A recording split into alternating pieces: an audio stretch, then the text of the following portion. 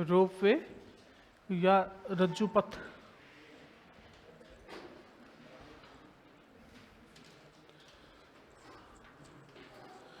कल मैंने थोड़ा बहुत शायद समझाया था, है ना? समझाया था ना? नहीं समझाया बिल्कुल भी? देखो समझो,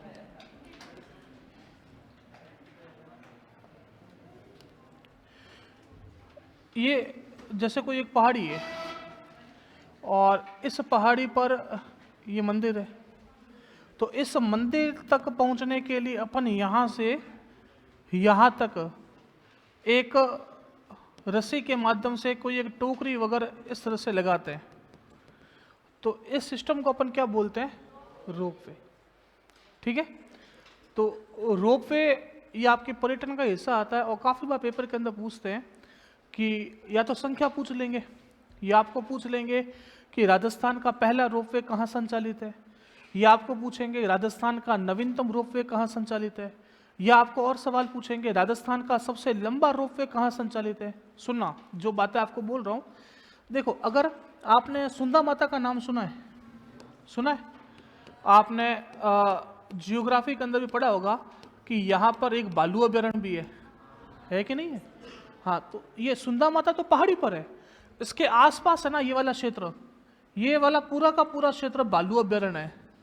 ठीक है, तो ये जो पर्वत है, इस पर्वत का नाम है सुंडा पर्वत। क्या नाम है? सुंडा पर्वत। और इस सुंडा पर्वत पर जाने के लिए हमने 2006 के अंदर एक रोपवे बनाया था जिसकी लंबाई थी 800 मीटर। कितनी थी? 800 मीटर। ये उस समय भी राजस्थान का सबसे लंबा रोपवे था और आज भी राजस्थान का सबसे लंबा रोपवे। बात समझ में आ गई?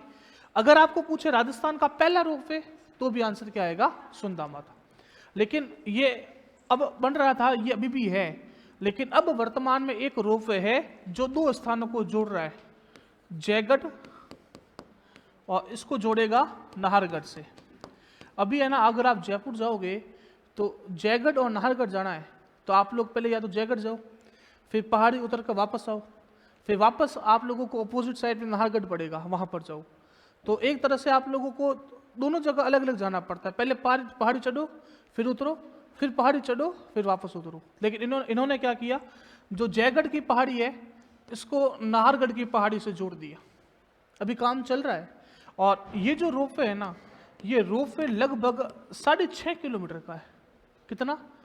बहुत लंबा है रोपवे। ये तो मीटर में चल रहा है, 800 मीटर। ये कितना? 6.5 किलोमीटर। और यह राजस्थान का सबसे लंबा रोपवे। अभी तक बना नहीं है, अभी तक निर्माणाधीन है, ध्यान रखना। बात समझ में आ गई? तो अगर पूछे राजस्थान का सबसे लंबा रोपवे कहाँ बन रहा है, तो कहाँ बन रहा है? जयगढ़ और नाहरगढ़ के बीच में। कौन सा जिला है? जयपुर। बात समझ में आ रही है कि नहीं आ रही है? ठीक है, ये अभी वर्तमान में सबसे लंबा है और ये निर्माणाधीन है। सुनना, और दूसरी बात, आप लोगों ने एक नाम सुना होगा, करणी माता। सुना है? हाँ, कहाँ है करणी माता? नहीं, करणी माता उदयपुर में नहीं है, देशनोक में ही है। लेकिन जो मैं बता रहा हूं वो उदयपुर में, मनसा पूर्ण करणी माता, है ना? आप लोग थोड़े एडवांस चले गए, आपको लगा उदयपुर होगा। उदयपुर करणी माता तो देशनोक में है, लेकिन ये मनसा पूर्ण करणी माता ये आपके कहां पर है? उदयपुर। और यहां पर जो रोपवे बना था वो बना था 2008 में। कब बना था? 2008। ठीक है, फिर तीसरा रोपवे आता है, वह आता है सावित्री माता। कौन सा आता है? सावित्री माता। सावित्री माता कहाँ है? ये है पुष्कर में। सावित्री माता पुष्कर में, पुष्कर। और पुष्कर मैंने आपको कल बताया था राजस्थान का पहला हेरिटेज तीर्थ है। नगर कौन सा था? ब्रजनगर। हेरिटेज नगर था ब्रजनगर। और हेरिटेज होटल कौन सी थी? अजीत भवन, है ना? तो सावित्री माता पुष्कर में, और यहां पर जो रोपवे की शुरुआत हुई वो हुई थी 2016 में। ठीक है, चलो फिर चौथा रोपवे और बना। आगे जाकर जो रोपवे बना वह है सामुद में। सामुद में किसका मंदिर है? हनुमान जी का। कल मैंने आपको बालाजी सर्किट करवाया था, याद है? हाँ, तो वहां पर मैंने आपको बताया था सामुद हनुमान जी। और ये आपके जयपुर में, जयपुर। और यहाँ पर जो रोपवे बना ये बना 2019 में। कब बना? 19 में। तो 2019 तक राजस्थान में 4 रोपवे थे। कितने रोपवे थे? 4। और 2019 में अपन के जो बीजेपी थी उनका कार्यकाल पूरा हो गया। उसके बाद नए रोपवे अभी 2023-24 में आए, उन रोपवे को भी ध्यान रखना। जैसे एक रोपवे आपको नाम बता रहा हूं, 5 नंबर, यह है अन्नपूर्णा माता रोपवे। क्या नाम है? अन्नपूर्णा माता रोपवे। ये अगर अन्नपूर्णा माता पूछे तो ठीक है। ये अन्नपूर्णा माता जोड़ेगा एक मंदिर है खोले के हनुमान जी। कौन से? खोले के हनुमान जी। इसको या तो इसको बोल दो अन्नपूर्णा माता रोपवे, या इसको बोल दो खोले के हनुमान जी रोपवे। बात समझ में आ गई? और जो ये रोपवे है ये आपके कहां पर आ जाएगा? जयपुर में। बात समझ में आ गई? कौन सा रोपवे? अन्नपूर्णा माता रोपवे या खोले के हनुमान जी। मुख्यतः इसका नाम यही है, अन्नपूर्णा माता रोपवे। अब इसके बारे में एक बात ध्यान रखना, ये जो रोपवे है यह राजस्थान का स्वचालित रोपवे। कैसा रोपवे है? स्वचालित। और स्वचालित का मतलब होता है ऑटोमेटिक। क्या होता है? ऑटोमेटिक। मतलब इसमें कोई भी मशीनरी मैन काम नहीं कर रहा, पूरी की पूरी मशीनरी काम कर रही है। ठीक है, तो ये पूरा का पूरा स्वचालित रोपवे कौन सा? अन्नपूर्णा माता रोपवे। ठीक है, फिर एक रोपवे और आता है, वह आता है नीमच माता रोपवे। कौन सा? नीमच माता रोपवे। ये नीमच माता रोपवे उदयपुर में। कहां पर है? उदयपुर। तो उदयपुर में कितने हो गए? 2। एक तो हो गया मनसा पूर्ण करनी माता और दूसरा हो गया नीमच माता। और एक अंतिम रोपवे है जो आपको और ध्यान रखना है, इस रोपवे का नाम है काजल शिखर माता। क्या नाम है? काजल शिखर माता। और ये काजल शिखर माता रोपवे 2 स्थानों को जोड़ेगी। एक तो काजल शिखर माता है और यहां पर जो है वह है जीण माता। तो मुझे बताओ किस जिले में आ जाएगा? सीकर में। अब सुनना सवाल जो मैं आपको बोल रहा हूं, अगर आपको पूछे शेखावाटी का पहला रोपवे कौन सा है? काजल शिखर माता, क्योंकि ये शेखावाटी के अंदर है। ठीक है, अभी राजस्थान का सबसे लंबा रोपवे कौन सा बन रहा है? जयगढ़ से नाहरगढ़। कितनी लंबाई है? 6.5। लेकिन अभी वर्तमान में कौन सा है? सुंदा माता। कितनी लंबाई है? 800 मीटर। कब शुरुआत हुई? 2006। बातें समझ में आ गई? तो ये सारे के सारे रोपवे के सवाल है, और ऐसे कई रोपवे और ज्यादा स्वीकृत हुए हैं। सरकार जब भी बजट घोषणा करती है तब कहीं ना कहीं रोपवे की घोषणा करती है। जैसे अपन का विराटरा माता है, ये भी बहुत ऊपर है और बहुत बड़ा धार्मिक स्थान है। आपको पता होगा कि अभी चौहटन में सुइयां का मेला आयोजित होगा इस बार। पता होता ना सुइयां का मेला, जिसको अपन अर्ध कुंभ कहते हैं। तो इस बार बहुत बड़ा मेला आयोजित होने वाला है, सरकार उसकी तैयारियों में जुट गई है। तो ये आपके कहीं आप जब आप मेंस के अंदर पर्यटन का टॉपिक लिखोगे ना, तो वहां पर आप लोगों को लिखने में काम आएगा। इस बार मुझे बताओ कुंभ का मेला भी आयोजित हो रहा है प्रयागराज में, 2025 के अंदर शुरू हो रहा है। और पूरे भारत में जो कुंभ के मेले वो 4 जगह होते हैं। पता हो गया आपको कहाँ कहाँ होते हैं? एक तो हरिद्वार में गंगा नदी के तट पर, एक होता है प्रयागराज में संगम पर गंगा यमुना और सरस्वती, तीसरा होता है उज्जैन में शिप्रा नदी के तट पर, और चौथा होता है नासिक में किस नदी के तट पर? गोदावरी के तट पर। ठीक है, तो ये पूरे भारत में 4 कुंभ होते हैं, और इनको कुंभ नहीं आजकल तो महाकुंभ बोलते हैं। और कल मैंने आपको यूनेस्को समझाया था ना, यूनेस्को मैंने आपको एक बताया था मूर्त और एक बताया था अमूर्त। अपन के राजस्थान से अमूर्त कौन सी? कालबेलिया। लेकिन ध्यान रखना यूनेस्को ने इस कुंभ के मेले को है ना वह अमूर्त सांस्कृतिक धरोहर में शामिल किया है। अगर मैं भारत की बात करता हूँ ना, यूनेस्को में कौन कौन सी चीजें हैं, तो उसमें कुंभ का मेला आता है। तो राजस्थान से तो कालबेलिया नृत्य है, लेकिन कुंभ के मेले को भी यूनेस्को ने शामिल किया है। इसके अलावा दुर्गा पूजा, दुर्गा पूजा का नाम सुना है? कहाँ पर होती है? पश्चिम बंगाल। तो वो भी आपके यूनेस्को में शामिल है। बात समझ में आ रही है? तो ये रोपवे आप लोगों को ध्यान रखना है। फिर मैं अगली रोपवे से आगे बढ़ता हूँ, तो और मैं बात करता हूँ कि पर्यटन के लिए और कौन कौन से काम हुए। ठीक है, तो देखो एक योजना शुरू की सरकार ने, इस योजना का नाम है पेइंग गेस्ट योजना। क्या नाम है? पेइंग गेस्ट योजना। अब बताओ पेइंग गेस्ट, ये नाम सुना है कभी आप लोगों ने? हाँ, पीजी बोलते हैं। आजकल अपन के बाड़मेर के अंदर भी ये सिस्टम शुरू हो गया। उससे पहले जोधपुर में होता था। अपन के बाड़मेर के लोग तो क्या है कि जनरली विश्वास करते हैं कि कमरा लेकर खुद खाना बनाएंगे, लेकिन क्या होता है कि जब तुम खुद खाना बनाते हो तो खाना बनाने के साथ साथ अन्य काम भी होते हैं। पहले तो सामान लेकर आओ, खाना बनाओ, खाना बनाने के बाद बर्तन धो, है ना, तो एक पढ़े वाले इंसान के साथ ये काम करें तो पढ़े संभव नहीं है, और ये काम करेंगे तो शरीर थकान आ जाएगी, थकान आने के बाद रात को सीधा नींद आएगी। तो इस वजह से एक सिस्टम चला पीजी का। पीजी मतलब होता है कि जनरली जो परिवार है खुद वेल सेटल्ड है, मतलब जिनके परिवार में पत्नियां हैं, बच्चे वगैरह सब रहते हैं, तो वो खुद अपना घर बनाते हैं, खाना बनाते हैं। तो वो क्या करते हैं, अपने घर के ऊपर 2-3 रूम किराए खाली है, तो सोचते हैं कि जो बच्चे पढ़ने वाले हैं उनको अपन क्या करते हैं कि पीजी की फैसिलिटी दे देते हैं। तो इनसे खाना पीना रहना से 10,000 रुपये लेंगे, और 10,000 रुपये के अंदर ऐसे 2 बच्चे रहते हैं तो 20,000 रुपये आ जाएंगे, हमारा भी खर्चा निकल जाएगा और साथ में उन बच्चों का भी हो जाएगा। इस सिस्टम को अपन बोलते हैं पीजी। अब ये पेइंग गेस्ट योजना ना पर्यटन के क्षेत्र में लॉन्च की सरकार ने। कैसे लॉन्च की? जैसे कल मैंने एक एग्जाम्पल दिया था कि लोग जैसलमेर घूमने जा रहे हैं, तो लोग जैसलमेर घूमने जाते हैं तो वहाँ पर अभी जो सीजन है ना वो बहुत टॉप पर चल रही है। आप वहाँ पर जाओ तो 7,000-8,000 के बिना आपको रूम नहीं मिलेगा। अब 7-8 हज़ार रुपये देने के बाद भी रूम नहीं है, तो उस कंडीशन के अंदर पर्यटक को होना पड़ता है परेशान। अब जो पर्यटक घूमने आता है ना वो घूमने के हिसाब से आता है, परेशान होने के लिए नहीं आता। आप सोचो कि आप कहीं घूमने जा रहे हो, वहाँ पर अगर आपको परेशान होना पड़ रहा है तो आप वापस कहीं उस स्थान पर घूमने जाओगे? नहीं जाओगे। तो सरकार सोच रही है कि क्यों ना इस पर्यटकों का फायदा वहाँ के लोकल लोग उठा ले। तो लोकल लोग कैसे उठाए कि फॉर एग्जाम्पल मेरा जैसलमेर के अंदर घर है, और जैसलमेर के अंदर घर है उसके 3 रूम खाली पड़े हैं, तो मैं ये सोच रहा हूँ कि इन 3 रूमों के अंदर जो बाहर से पर्यटक घूमने आ रहे हैं वो 2-3 दिन रुक जाएंगे, क्या फ़र्क पड़ेगा, मुझे किराया मिल जाएगा, अच्छा पैसा मिल जाएगा। तो उनको रहने के लिए सुविधा उपलब्ध करवाना, खाना पीना उपलब्ध करवाना, तो ये जनरली सामान्य वहाँ के घरों के द्वारा किया जा रहा है। तो उस योजना को अपन बोलते हैं पेइंग गेस्ट। मतलब गेस्ट है मतलब मेहमान है, लेकिन कैसे मेहमान है? जो आपको पे कर रहे हैं। तब नाम पड़ा पेइंग गेस्ट मतलब पीजी। समझ में आ गई? इस योजना की शुरुआत अभी की है सरकार ने। योजना क्लियर है? पेइंग गेस्ट योजना। अब देखो ये सवाल कहाँ काम आएंगे जो मैं आपको बोल रहा हूँ ना, ये सवाल यहाँ काम आते हैं जब आपको सवाल पूछते हैं कि राजस्थान सरकार द्वारा पर्यटन के क्षेत्र में किए गए कार्यों पर टिप्पणी कीजिए।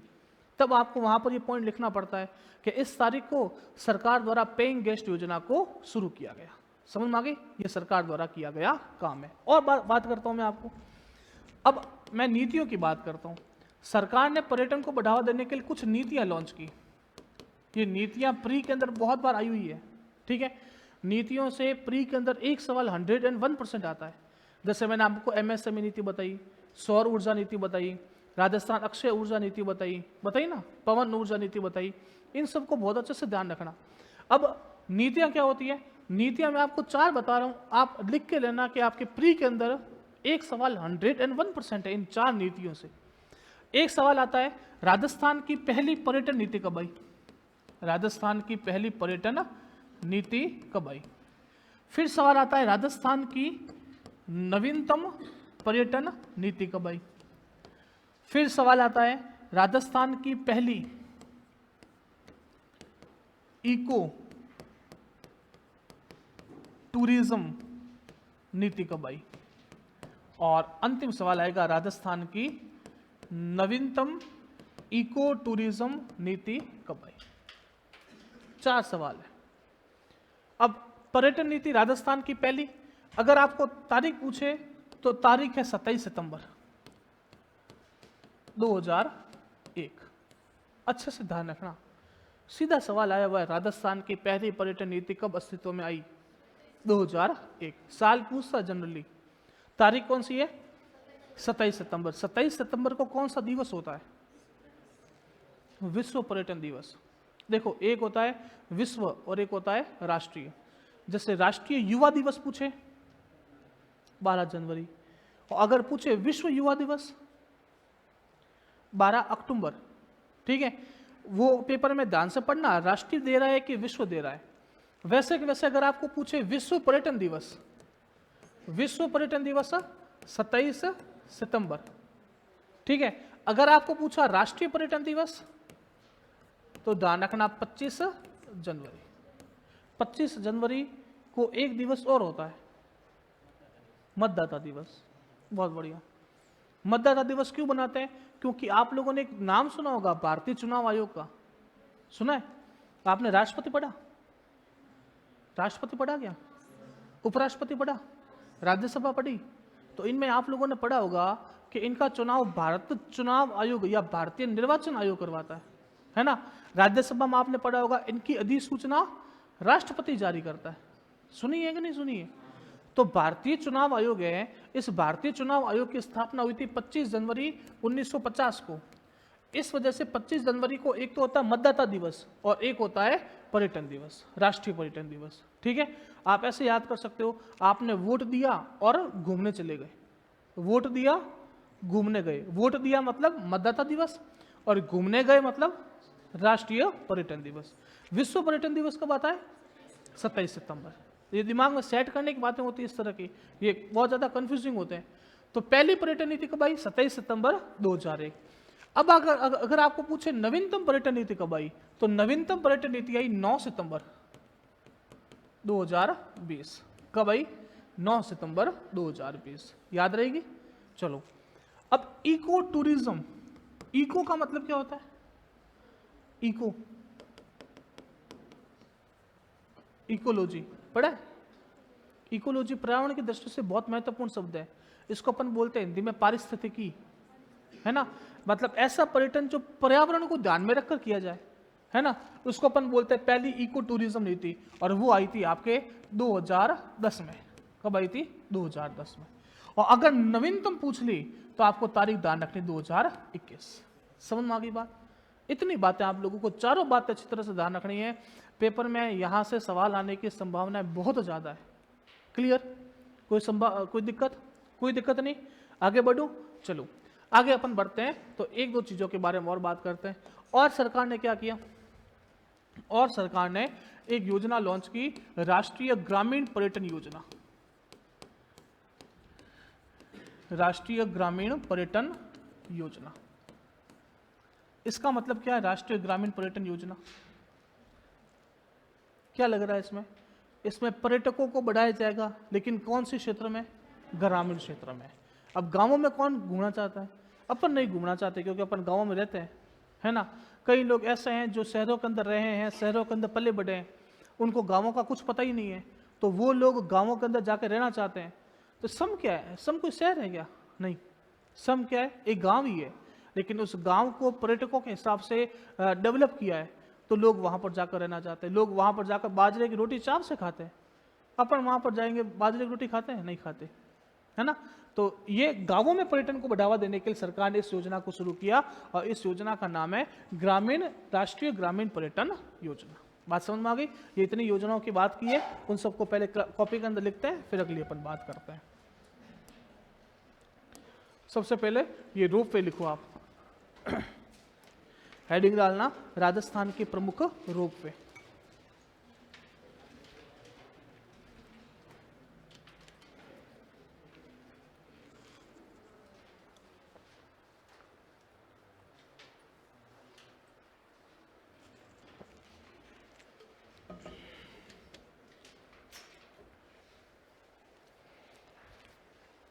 लिखो राजस्थान, पहला लिखो आप सुंदा माता रोप वे। पहला लिखो सुंदा माता रोप वे, सुंदा माता रोप वे।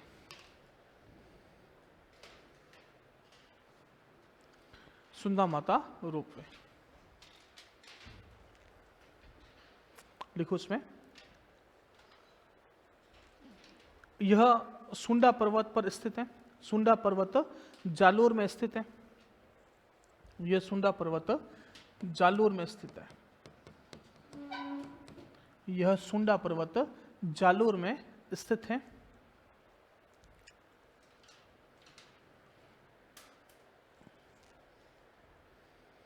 यह सुंडा पर्वत जालोर में स्थित है।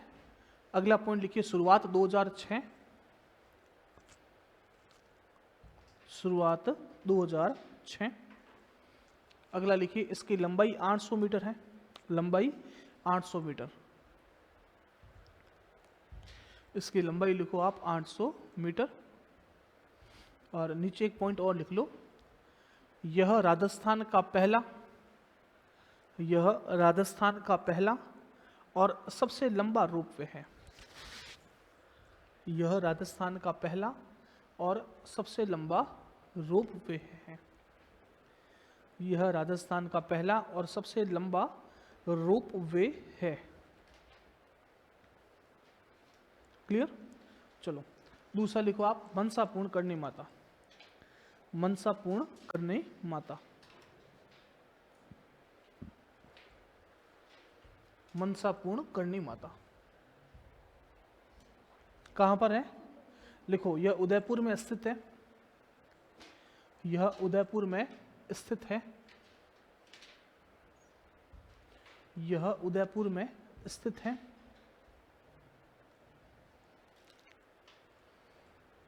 इसकी शुरुआत लिखो आप 2008। इसकी शुरुआत लिखो आप 2008। इसकी लंबाई लिख लो आप 387 मीटर। इसकी लंबाई लिख लो आप 387 मीटर। लंबाई 387 मीटर। तीसरा लिखिए आप सावित्री माता रोपवे। तीसरा लिखिए आप सावित्री माता रोपवे। कहां पर है? पुष्कर। लिखो सावित्री माता रोपवे, यह पुष्कर में स्थित है। यह पुष्कर में स्थित है। उद्घाटन लिखो 2016। उद्घाटन लिखो 2016। और अगली लाइन में लिखिए इसकी लंबाई 700 मीटर। इसकी लंबाई 700 मीटर। इसकी लंबाई 700 मीटर। ठीक है। 4 नंबर लिखो सामोद हनुमान जी। सामोद हनुमान जी। सामोद हनुमान जी। सामोद हनुमान जी कहां पर है? जयपुर। सामोद हनुमान जी जयपुर। इसकी शुरुआत लिखो आप 2019। सामोद हनुमान जी जयपुर। इसकी शुरुआत लिखो आप 2019। इसकी लंबाई लिख लो आप 400 मीटर। इसकी लंबाई लिख लो आप 400 मीटर।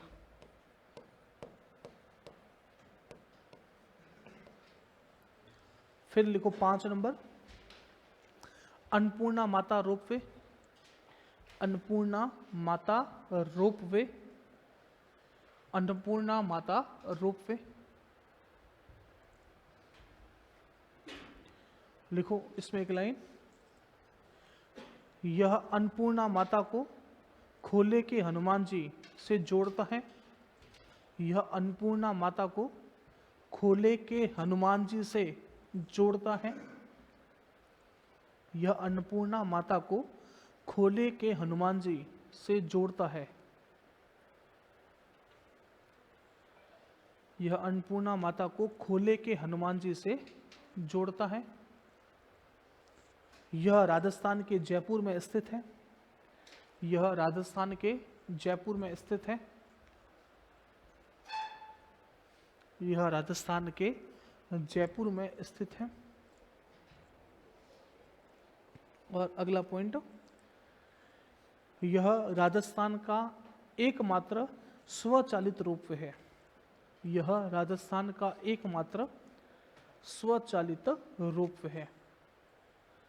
यह राजस्थान का एकमात्र स्वचालित रोपवे है। यह राजस्थान का एकमात्र स्वचालित रोपवे है। स्वचालित मतलब ऑटोमेटिक। ठीक है। अगला लिखिए आप नीमच माता रोपवे। नीमच माता रोपवे। नीमच माता रोपवे कहाँ पर है? उदयपुर। नीमच माता रोपवे उदयपुर।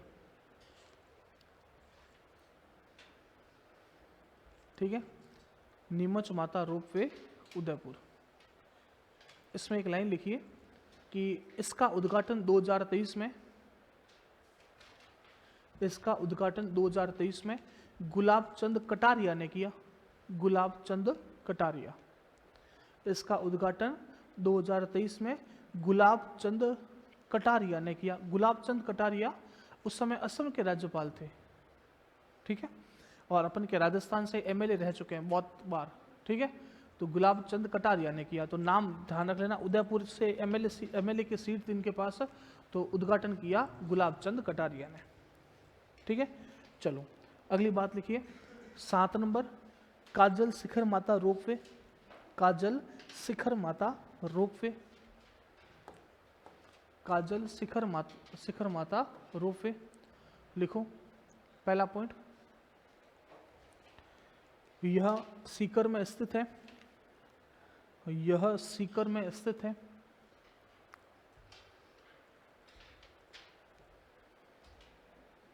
और अगली बात, यह काजल शिखर माता को जीन माता से जोड़ता है, यह काजल शिखर माता को जीन माता से जोड़ता है।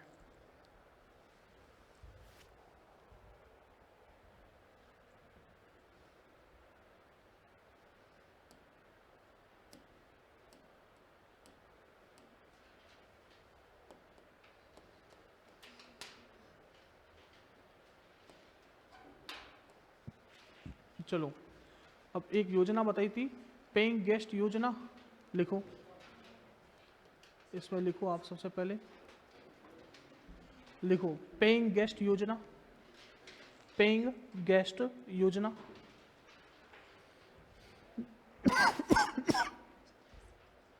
पेइंग गेस्ट योजना,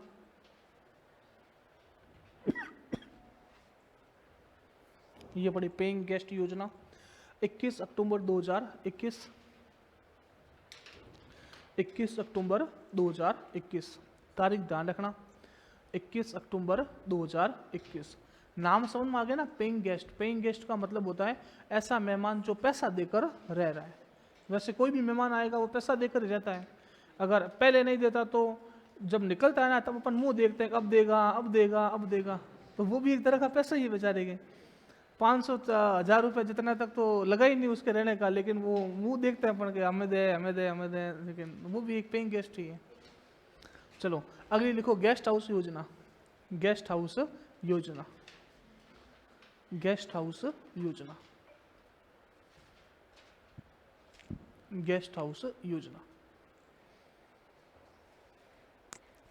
ये जो अब बातें लिखवा रहा हूं ना, ये सरकार द्वारा शुरू की गई चीजें हैं। तो अगर पूछे सरकार द्वारा पर्यटन के क्षेत्र में किए गए काम, तो पेइंग गेस्ट योजना, गेस्ट हाउस योजना, इन सब योजनाओं का वर्णन लिखना पड़ता है। इसकी तारीख लिखो 16 अप्रैल 2021, 16 अप्रैल 2021।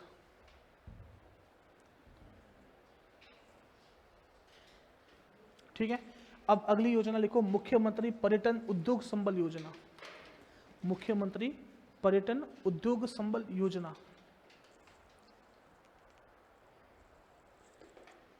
मुख्यमंत्री पर्यटन उद्योग संबल योजना।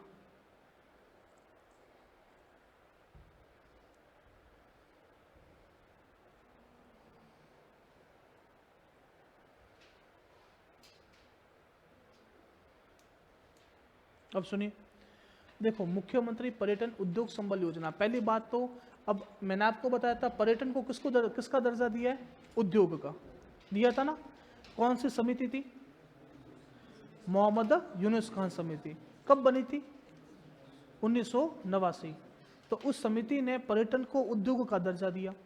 अब एक उद्योग के लिए मैंने एक योजना बताई थी, मुख्यमंत्री लघु उद्योग प्रोत्साहन योजना बताई थी ना। मैडम आप बताओ क्या थी योजना, मुख्यमंत्री लघु उद्योग प्रोत्साहन योजना, पता है आपको? हाँ बताओ क्या थी, नहीं पता, आपको पता है? आप बताओ, यहाँ पे घिसक के बैठो थोड़ा, आपको नहीं पीछे वाले को बोलो। हाँ यहाँ पे किसको इतनी जगह पड़ी है, आप बताओ। नहीं पता, पीछे बताओ कॉर्नर में, नहीं पता, इस कॉर्नर में। हाँ ये तो मेरे को पता है, इसके अलावा और कुछ बताओ तो। हाँ बताओ उसके अंदर फैक्ट क्या है, मेरे को फैक्ट चाहिए। देखो लघु उद्योगों का विकास करना, ये तो अगर आपको नहीं आएगा तो भी आप लिख दोगे। जो फैक्चुअल चीजें होती है ना उसको याद करने की कोशिश करो। आप बताओ, नहीं पता, नहीं पता, नहीं पता। हाँ और हाँ हाँ सही बोला। एक सेकंड। हाँ ठीक है, आप बताइए। हाँ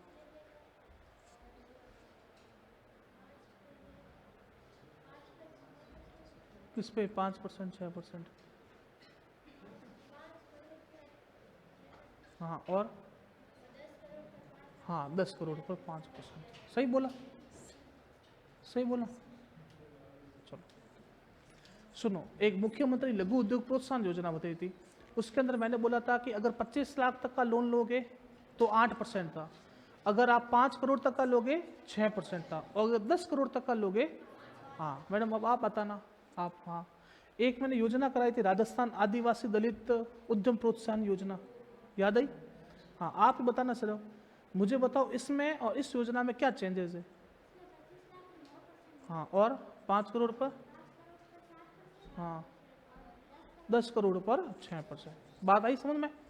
अब मैं एक योजना और बता रहा हूँ, राजस्थान में मुख्यमंत्री पर्यटन उद्योग संबल योजना, समझ में आई बात? इसमें 25 लाख पर कितना है? 9%। अब दिमाग में सेट करना, मुख्यमंत्री लघु उद्योग प्रोत्साहन में 25 लाख पर 8% था, 5 करोड़ पर 6% था, 10 करोड़ पर 5% था। मुख्यमंत्री आदिवासी दलित उद्यम प्रोत्साहन योजना ये सिर्फ और सिर्फ जो दलित है उनके लिए संचालित थी, 25 लाख पर 9% था, 5 करोड़ पर 7% था और 10 करोड़ पर 6% था। इस योजना में मुख्यमंत्री पर्यटन उद्योग संबल योजना, इसमें सिर्फ इतना सा है 25 लाख पर 9% का ब्याज अनुदान है। कितने का है? 25 लाख पर 9% का। ये किसके लिए है? पर्यटन को संबल देने के लिए। पर्यटन मतलब मैं कोई ऐसा उद्योग शुरू करता हूँ जो पर्यटन के लिए, जैसे पर्यटन के लिए लोग जो आते हैं, मैं उसके लिए टूर्स एंड ट्रेवल्स का बिजनेस शुरू करता हूँ। तो टूर्स एंड ट्रेवल्स में मुझे गाड़ियाँ खरीदनी पड़ेगी, कोई टवेरा है, कोई बसें हैं, कोई इनोवा है, इस तरह की स्विफ्ट डिज़ायर गाड़ियाँ लेनी पड़ेगी ना। तो ये एक तरह का उद्योग है। अब इनको लेने के लिए मेरे पास पैसा कहाँ से आएगा? तो सरकार ने बोला कि आप लोग अगर 25 लाख तक का लोन इस योजना के तहत लोगे तो अगर जितनी ब्याज रेट चल रही है उसमें से 9% हम लोग दे देंगे, बाकी की जो ब्याज रेट है वो किसको देनी है? आपको। समझ में आ गई? इस योजना का नाम मुख्यमंत्री पर्यटन उद्योग संबल योजना। ठीक है, लिखो ये हेडिंग डालकर इसमें एक बात लिखिए जो मैं लिखवा रहा हूँ। पहले तो शुरुआत लिखो 22 सितंबर 2021। देखो ये तीनों चीजें है ना, अगर दिमाग में सेट रख सको ना तो इस तरह से रखो। एक योजना बताई पेइंग गेस्ट, एक बताई गेस्ट हाउस और एक बताई मुख्यमंत्री पर्यटन उद्योग संबल योजना। इन तीनों की शुरुआत एक ही साल में हुई है, वो साल कौन सा है? 2021। ठीक है, तारीख एडजस्ट करनी है, वो तारीख आप लोग एडजस्ट करना, पहले अप्रैल, फिर सितंबर और फिर अक्टूबर। ठीक है, लिखो मुख्यमंत्री पर्यटन उद्योग संबल योजना, शुरुआत लिख दी। हाँ इसमें लिखो पर्यटन के क्षेत्र में, पर्यटन के क्षेत्र में स्थापित उद्योगों को, पर्यटन के क्षेत्र में स्थापित उद्योगों को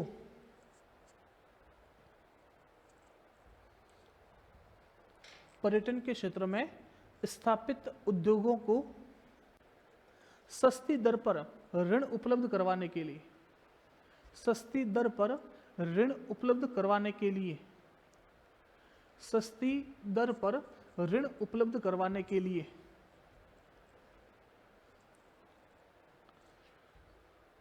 इस योजना को शुरू किया गया।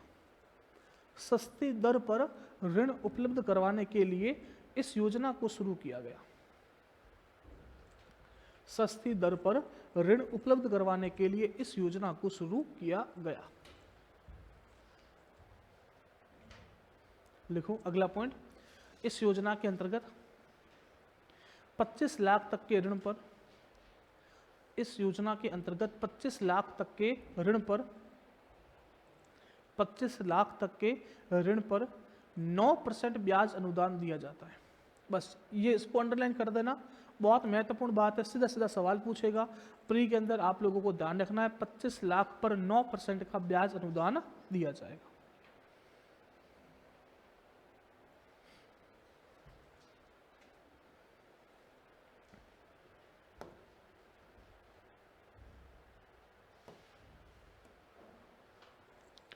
अब ये 4 नीतियां हैं, इन चारों नीतियों को ऐसी कैसी कॉपी के अंदर लिख लो, पूरा लिखना नवीनतम पर्यटन नीति, नवीनतम इको टूरिज्म नीति, इसको ऐसे कैसे कॉपी के अंदर लिख लो।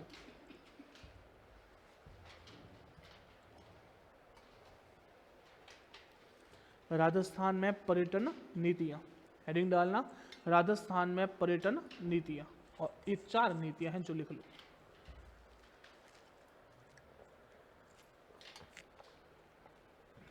मुझे बताओ एमएसएमई नीति कब आई थी राजस्थान में? 17 जुलाई नहीं आई थी, कल भी मैंने बोला था 17 सितंबर 2022। राजस्थान अक्षय ऊर्जा नीति कब आई थी?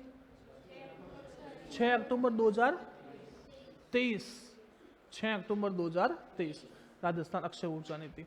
राजस्थान की पहली सौर ऊर्जा नीति कब आई थी? 2011। पवन ऊर्जा नीति 2011। और राजस्थान में मुझे बताओ मुख्यमंत्री लघु उद्योग प्रोत्साहन योजना की शुरुआत कब की? तारीख बताइए। 13 दिसंबर 2019। सिलिकोसिस स्थिति कब आई थी? हाँ आगे, हाँ 3 अक्टूबर 2019 सिलिकोसिस नीति।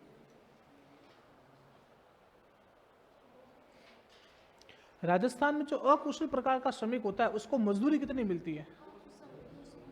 259, 259। फिर कुशल को, फिर कुशल को और उच्च कुशल को,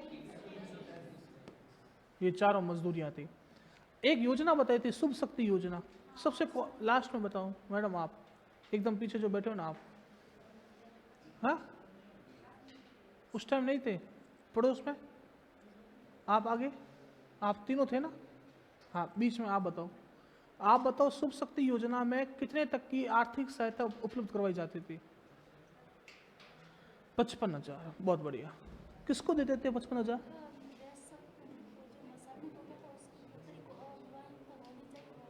हाँ अविवाहित होनी चाहिए और वयस्क होनी चाहिए। कौन? श्रमिक की पुत्री, कौन सी? किसकी? वापस बोलो। हाँ चालू है ना, चालू नहीं होती ना तो आर्थिक समीक्षा के अंदर आती नहीं, क्योंकि ऑनलाइन है कि नहीं है, श्रम विभाग देता है इस योजना के तहत लाभ। अब आप चाहे तो लेबर डिपार्टमेंट जाके पता कर लो, बंद भले बता रहे, आर्थिक समीक्षा के अंदर आ रही है ये। देखो अगर अगर चालू नहीं होती ना तो ये आर्थिक समीक्षा के अंदर मेंशन नहीं करते, उसमें लिखा हुआ है कि हमने इस साल इतने इतने लाभार्थियों को लाभान्वित किया। उनको थोड़ा सा यूं जेब गर्म करनी पड़ेगी, वो तब देंगे आपको। तो पता नहीं आर्थिक समीक्षा के अंदर तो उद्देश्य है इसका लिखा हुआ। 19 के बाद से बंदे तो ये आर्थिक समीक्षा में लिख तो रहे हैं कि हमने प्रत्येक वर्ष इतने महिलाओं को लाभान्वित किया है। तो हो सकता है कि आधे से ज्यादा योजनाएं बंद हो फिर तो। ये तो सिर्फ अपन को या तो कांच पे धन दिखा रहे हैं, अपन भी याद कर रहे हैं, मैं भी आपको याद करवा रहा हूं, लेकिन ये योजनाएं जो भी है आर्थिक समीक्षा के अंदर सारी की सारी है। अब प्रसूति के लिए मैंने आपको बताया था, वो भी फिर तो बंद होगी, या तो प्रसूति चालू है, सिलिकोसिस चालू है, सिलिकोसिस चालू है, शुभ शक्ति वाला पता नहीं बंद है, आप बोल रहे हो तो। लेकिन सवाल आया हुआ है, मैं आपको बताऊं 2022 के अंदर सवाल पूछा है कितने की आर्थिक सहायता उपलब्ध करवाएंगे। ये लिख दिया चारों। चलो आगे बात करें।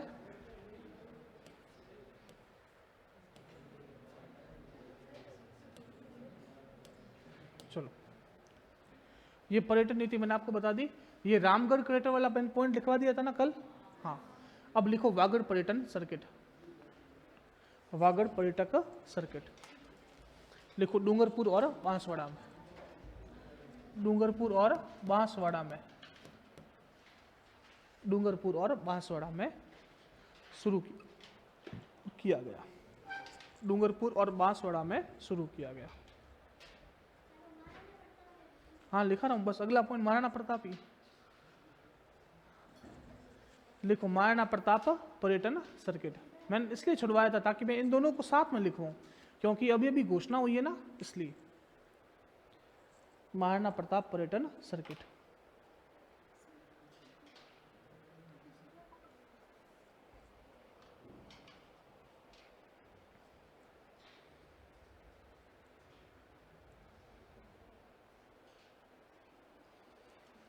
अगली हेडिंग डालो, महाराणा प्रताप पर्यटन सर्किट।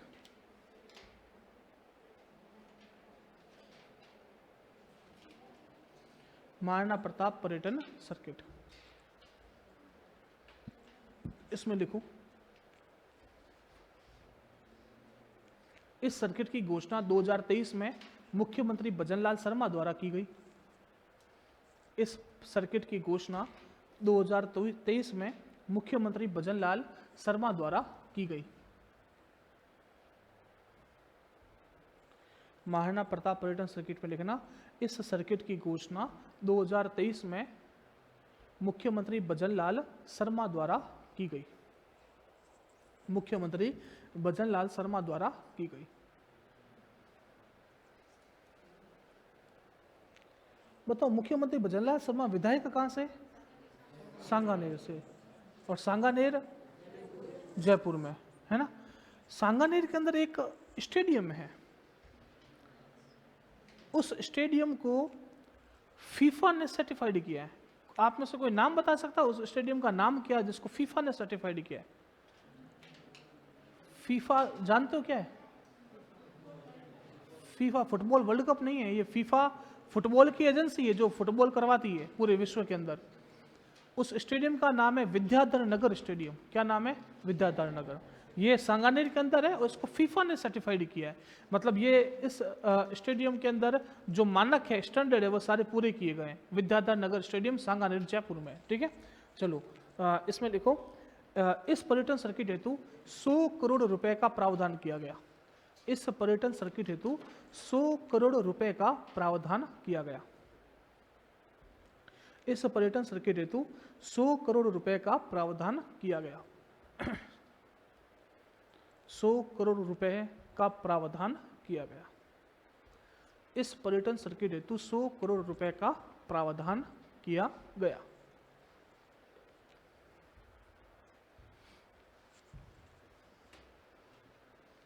अगला पॉइंट लिखिए, इस पर्यटन सर्किट में उदयपुर, इस पर्यटन सर्किट में उदयपुर, इस पर्यटन सर्किट में उदयपुर, उदयपुर, कुंभलगढ़, चावंड,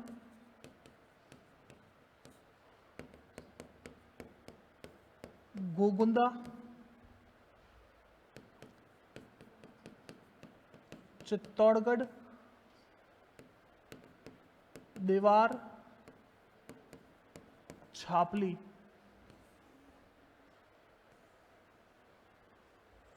देवार, छापली, ये कुछ गांव हैं जो चित्तौड़गढ़ के हैं।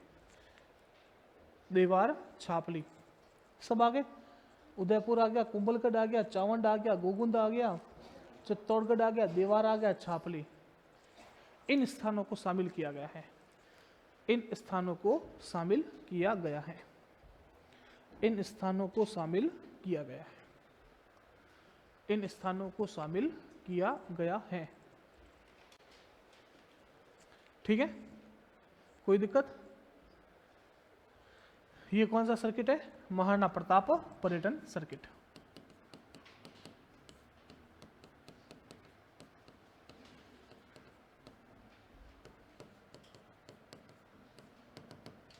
अब सुनिए अगला, ये योजना,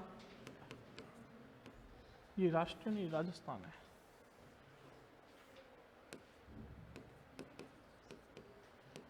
सुनिए, योजना कौन सी है? राजस्थान ग्रामीण पर्यटन योजना। मैंने आपको बताया इसका उद्देश्य क्या है? राजस्थान में ग्रामीण पर्यटन को बढ़ावा देना। क्योंकि देखो, अगर पर्यटक गांवों में जाएंगे तो गांव वालों का भी कुछ ना कुछ रोजगार होगा, उनका भी कुछ ना कुछ काम धंधा चलेगा। तो इस वजह से इस योजना की शुरुआत की गई। ठीक है, अभी एक बात और बताऊं कि एक गांव है, उस गांव का नाम है देवमाली गांव। देवमाली गांव कहां पर है? देवमाली गांव कहां पर है? ब्यावर में। और इस देवमाली गांव है ना, ब्यावर वाला, इस गांव को राजस्थान का सर्वश्रेष्ठ पर्यटक गांव घोषित किया गया। कौन सा गांव घोषित किया? राजस्थान का सर्वश्रेष्ठ पर्यटक गांव। मतलब अगर कोई गांव है सबसे बढ़िया, तो वह राजस्थान का कौन सा है? देवमाली, ब्यावर में है ये। ठीक है, अब देखो जितना काम हो रहा है ना, वह सब गांवों पर हो रहा है सरकार का। मैं आपको बताऊं, जैसे अगर मैं आपसे पूछूं कि राजस्थान का पहला ऐसा गांव जो पूरा का पूरा सौर ऊर्जा से विद्युतीकृत है, यहाँ पर जो ऊर्जा आ रही है सारी के सारी कौन सी है? सौर ऊर्जा। तो वह गांव आएगा नया गांव। कौन सा आएगा? नया गांव। इसमें जितने भी घर हैं उन सभी घरों में जो ऊर्जा है वह सारी की सारी सौर ऊर्जा से संचालित है। एक मैंने आपको गांव बताया था, राजस्थान का पहला ODF प्लस गांव। ODF की कहानी बताई थी ना मैंने, तो राजस्थान का पहला ODF प्लस गांव कौन सा है? जाहोता गांव। कौन सा है? जाहोता। ये भी गांव है, जाहोता गांव, जयपुर। ठीक है, तो ये कुछ गांव है जो आप लोगों को ध्यान रखने होते हैं। पेपर के अंदर सीधे सीधे सवाल, ये भी देवमाली गांव वाला बहुत ज़्यादा चर्चा में है, बहुत बार पेपर में देखना आप लोग आएगा ये सवाल, क्योंकि पहली बार किसी गांव को पर्यटक गांव घोषित किया है। समझ में आई बात? तो अब गांवों में पर्यटन बढ़ाने के लिए सरकार ने योजना लॉन्च की। अब मुझे बताओ कि गांवों में पैसा कौन लगाएगा? पैसा कौन लगाएगा? मूर्ख होगा वही लगाएगा। क्योंकि एक तो आप ये सोचो कि जयपुर वेल एस्टेब्लिश्ड है, अगर मैं जयपुर के अंदर कोई पैसा लगाऊंगा तो लाख रुपए लगाए तो जरूर 1 लाख का 1,10,000 हो गई। अगर मैं बाड़मेर के अंदर पैसा लगाता हूँ, मुझे बताओ बाड़मेर में कौन घूमने आएगा? कोई आएगा नहीं। तो ये एक तरह का क्या है? रिस्क है। तो 1 लाख लगाऊंगा, मुझे पता नहीं 1 लाख का 1 रुपया हो जाएगा, संभव है ना? तो इस वजह से सरकार निवेशकों को आमंत्रित करती है, आप लोग आओ। तो अब हम लोग आएंगे तो क्या होगा? सरकार ने बोला एक तो अगर आप इस योजना के तहत लोन लोगे, 25 लाख तक का लोन लोगे, तो हम लोग 9% ब्याज अनुदान देंगे। कितने तक का? ये 25 लाख के पीछे सरकार हाथ धो के पड़ी है। पड़ी है कि नहीं पड़ी? देखो इसमें वापस 25 लाख आ गया, उससे पहली वाली योजना में भी 25 लाख, हाथ धोकर पड़ी है। 25 लाख में कितना परसेंट? 9%। अब मुझे बताओ, आप लोगों ने सबने है ना नेशनल हैंडलूम से गिराकी की है? बिल देखा सबने? या तुम लोग यूँ बिल देखते हो लास्ट में पेमेंट इतना कर दिया नक्की कि वैसे भी इनकी जोड़ गलत होगी नहीं, ऐसे करते हो? बिल को ध्यान से पढ़ना कभी। अगर आप बिल पढ़ोगे ना तो बिल की अगर सामान की लागत 700 रुपये, ठीक है, वो GST नहीं जोड़ता, वो पहले जोड़ता SGST, फिर जोड़ता है CGST। मतलब अगर 18% है तो 9% इस तरह से, तो 18% लेगा, इस बिल के अंदर ये जोड़ेगा और यहाँ पर आपका टोटल पेमेंट लिखेगा। लिखता है ना? नहीं लिखा है तो भविष्य में कभी जाओ ना तब देखना। 2 तरह के GST के टैक्स है, एक तो SGST और एक C।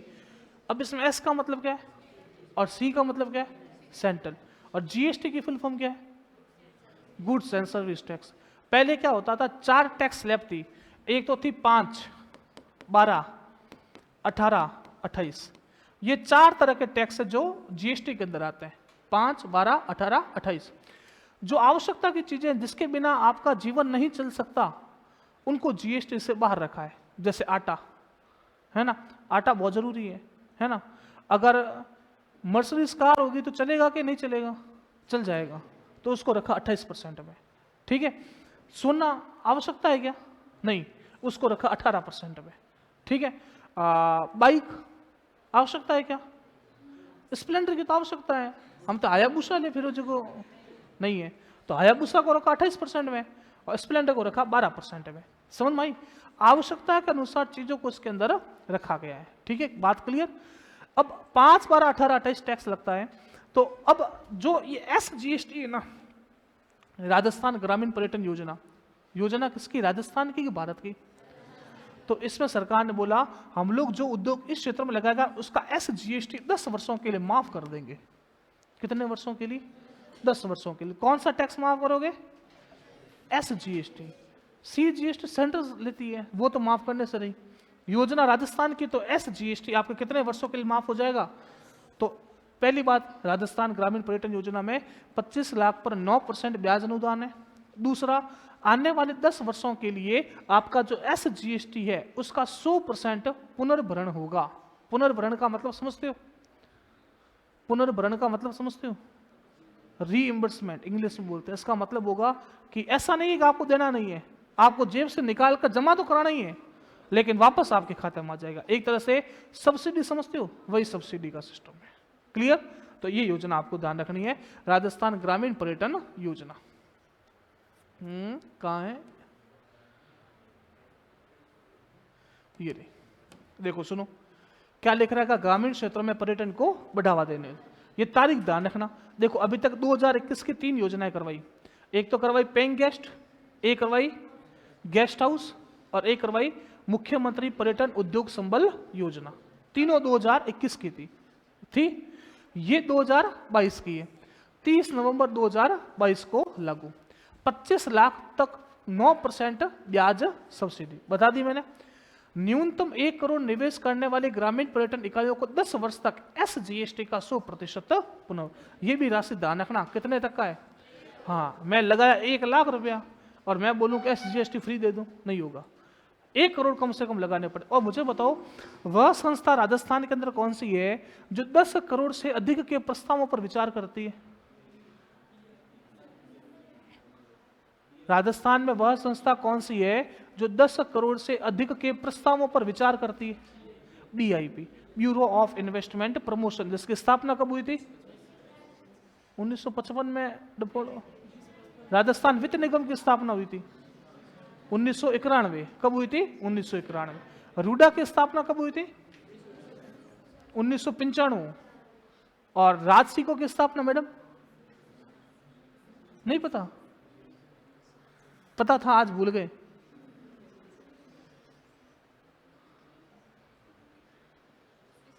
उन्नीस सौ 61 राजसिको की स्थापना हुई थी 1961। ये साल ध्यान रखो, जितनी योजनाएं बता रहा हूं ये आप लोग साल पढ़ते होने। 1955। 1955 में कब हुई? 1955 और किसकी हुई मुझे बताओ लो।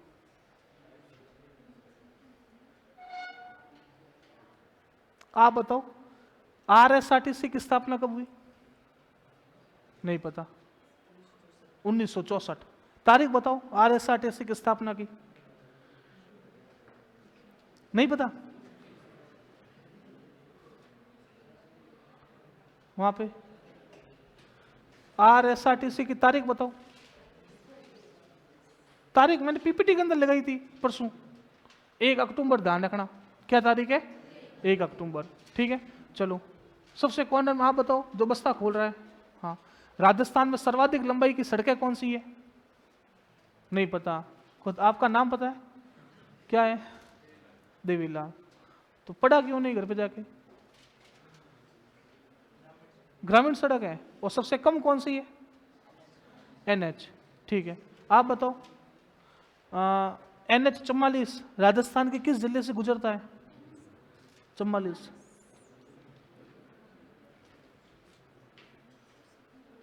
वो धौलपुर से तो नहीं गुजरता? धौलपुर से ही गुजरता है।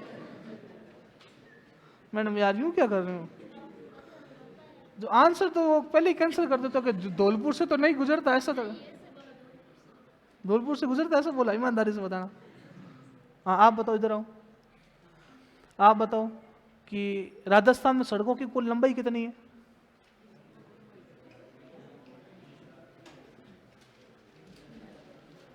हम मैं पन्ना घुमाऊं, आप बताओ बीच में। हाँ नहीं पता?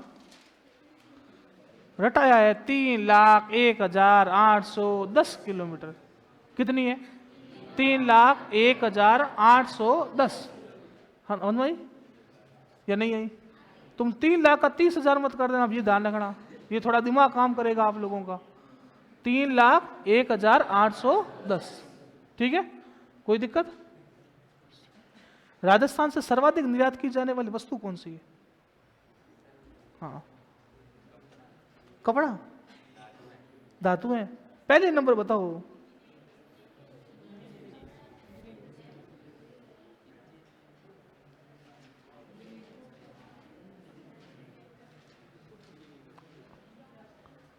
पहले नंबर पर सर्वाधिक निर्यात इंजीनियरिंग वस्तुएं, और दूसरे नंबर पर मैडम आप बताओ?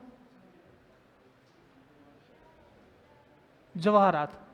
हाँ, 3 नंबर पे, 4 नंबर पे धातुएं, 5 नंबर पे। तो 5 चीजें आपको ध्यान रखनी है जो राजस्थान से सर्वाधिक निर्यात होती। राजस्थान में जीआई टैग कितने? 18। परसों तक तो 21 थे, आज 18 हो गए तो बात पता नहीं, बाकी मुझे करंट का ज्ञान है नहीं। कितने? 21 है। अभी 5 किस किस को दिया आप बताओ? अभी 5 चीजों को दिया है कि नहीं दिया? मैंने सवाल लिखाया था, आप ऐसा हाथ खड़ा करो जिसको 5 की 5 याद है, बस आपको याद है? आपको याद है? हाँ, खड़े हो और बोलो। उस्ता कला, हाँ, कोफ्तगिरी और बंदेज, 3 हुए। दोनों बीकानेर की है, कसीदाकारी और पिछवाइयाँ। ठीक है, चलो ये याद किया करो, इतनी चीजें मैंने लिखवाई हैं, तुम लोग पढ़ते नहीं हो घर पे जाके। याद करना मतलब क्या होता है? तो तुम लोग यूं रटने की कोशिश करते हो क्या? रटना नहीं होता है। घर पे गए, पेपर खोला, पढ़ लिया, ठीक है, पढ़ लिया, बात खत्म। कल वापस आए, वापस वही पन्ना लिया, पढ़ लो। तीसरे दिन वापस गए, वापस वही पन्ना लिया, पढ़ लिया। चौथे दिन वापस गए, पढ़ लो। अब 4 दिन पढ़े कौन? माथा पढ़ यही तो है। एक दिन तो फिर भी पढ़ लेते हैं, और एक दिन पढ़ते हैं तो सुबह बैठते हैं, रात तक उठते हैं, फिर हाथ नहीं लगाते महीना भरी। रेगुलेटरी रखा करो, भले 1 घंटा पढ़ो, लेकिन रेगुलेटरी रखो, बार बार पढ़िए घर पे जाकर, तब जाकर चीजें याद होगी। रटने से चीजें कभी याद नहीं होती है।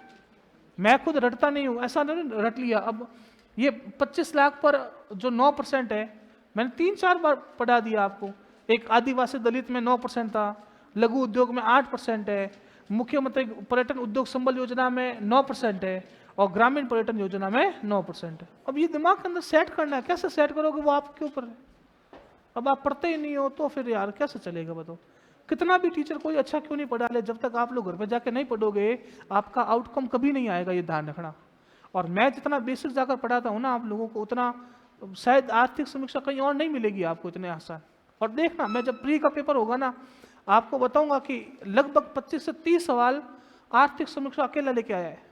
इतना महत्वपूर्ण हिस्सा है इसका। उसके बाद भी अगर आप नहीं पढ़ते तो मूर्ख हैं आप लोग, क्योंकि फाउंडेशन बैच है ना। देखो RS IAS कभी भी एक दिन के अंदर नहीं बन सकते अपन। 2 साल आपको इसलिए दिए ताकि आप जब 2 साल बाद पहली बार दो ना, तो पहली बार में शॉर्ट लग जाए 6। यूं नहीं है कि अभी तो 2 साल पढ़े हैं, उसके बाद और 3 साल और लगा देंगे, क्या है? तो फिर फाउंडेशन बैच का मतलब नहीं होता। 2 साल लगाओ जिंदगी के, आराम से पढ़ाई करो, और 2 साल के जस्ट बाद नौकरी लो। तो इसके लिए फाउंडेशन बैच है। कंपटीशन बहुत ज़्यादा बढ़ गया, तुम लोग नहीं पढ़ोगे तो सरकार के पास और पढ़ने वाले बैठे हैं, उनको नौकरी देगी। मैं भी तुम्हारे कंपटीशन में ही हूँ, मैं भी दे रहा हूँ RS का, तुम भी दे रहे हो, तो कंपटीशन हाँ मेरा क्लियर है। तो मेरा वापस मैं दे रहा हूँ, अच्छी पोस्ट और मिलेगी। हाँ, इस बार भी दूंगा। क्या हो गया? नहीं, मेरी इस बार रैंक लगी थी लगभग 850 के आसपास, मेरे को पोस्ट मिली थी CDPO, ठीक है। लेकिन मैं अभी जिस पोस्ट पे हूँ ना, वो उस पोस्ट से काफ़ी अच्छी पोस्ट है। मैं अभी WO हूँ। WO मतलब जो RACS पोस्ट आती है ना, राजस्थान अकाउंट सर्विसेज, हाँ, उसके अधीनस्थ पोस्ट है ये मेरी। तो मेरा ग्रेड पे अभी उस पोस्ट से काफ़ी अच्छा है। अब सिर्फ RS के टैग के लिए मैं अपनी ग्रेड पे को घटाकर नीचे चला जाऊँ, तनख्वाह कम हो जाएगी। एक तो तनख्वाह कम, और ऊपर से बाड़मेर से बाहर टिकाएंगे मेरे को, होम डिस्ट्रिक्ट देंगे नहीं। तो होम डिस्ट्रिक्ट नहीं देंगे तो बाड़मेर से बाहर जाऊँ मैं, बाड़मेर से बाहर जाऊँगा तो एक तो तनख्वाह ही कम करूँ, और एक मूर्ख थोड़ी हूँ मैं। तो मेरे लिए अभी सिर्फ वही है कि अगर प्रॉपर RS लगती है या RPS लगती है तो ठीक है, वरना मेरा ग्रेड पे वैसे भी भगवान की दया से बहुत अच्छा है। तो मेरी महीने की 70-80 तक सैलरी बन जाती है, और जो आरएस में लगते हैं ना उनकी सैलरी इतनी होती नहीं है। और मैं घर में बैठा हूँ, मैं 9 साल 10 साल वैसे बाहर रह के आ गया, तो घर पे अब घर से बाहर जाने की इच्छा बहुत कम है। तो अब सोचता हूँ कि सिर्फ अगर आरएस मिल जाए तो जाना है। और मैं आरएस के पेपर भी देखो इसलिए देता हूँ क्योंकि क्या होता है कि अपन जिस फील्ड के अंदर है ना, अब मैं आपको कोचिंग करवा रहा हूँ, तो एक बार की बात है, मैं सबसे पहले कोचिंग आया तो शुरू में इतने ही थे हम लोग, अब शरीर तो बड़ा है, पहले तो यूँ पतले सूखड़े थे। तो मैं पहले जोधपुर पढ़ता था, मेरे पास सर का फ़ोन आया कि सर क्लास लेनी है। अब मैं सर को बहुत पहले से जानता था, तो मैंने कहा ठीक है ले लेंगे, क्या दिक्कत। मेरे को लगा बाढ़ में कितने बच्चे, 2 4 5 10, ठीक है। तो उस टाइम सिंधी चौराहे क्लास चलती थी, बात 2020 की है, तो 2020 नहीं 2019 की है। तो सिंधी चौराहे क्लास चलते थे, वहाँ पे ऐसे एक क्लास थी, बाहर पीछे कमल जी बैठे थे हमारे। तो मैं अंदर गया, अंदर देखा तो 500 बच्चे। मैंने कहा नहीं क्लास तो ले नहीं जाए मुझसे। मैंने कहा 500 बच्चों को पढ़ूंगा क्या। तो कि नहीं सर अब आए हो तो लेनी पड़ेगी। तो मैंने कहा कि यार 500 बच्चे, पहली बार कभी 5 बच्चों को ही नहीं पढ़ाए, 500 बच्चों को पढ़ूं। यूँ धीरे धीरे आया। अब हरकतों से पता चल जाता है कि टीचर पढ़ा पाएगा कि नहीं पढ़ा पाएगा। उनको पता चल गया मार सा। तो आगे एक बच्ची बैठी थी, तो उस बच्चे ने मुझे पूछा कि सर आप खुद क्या करते हैं।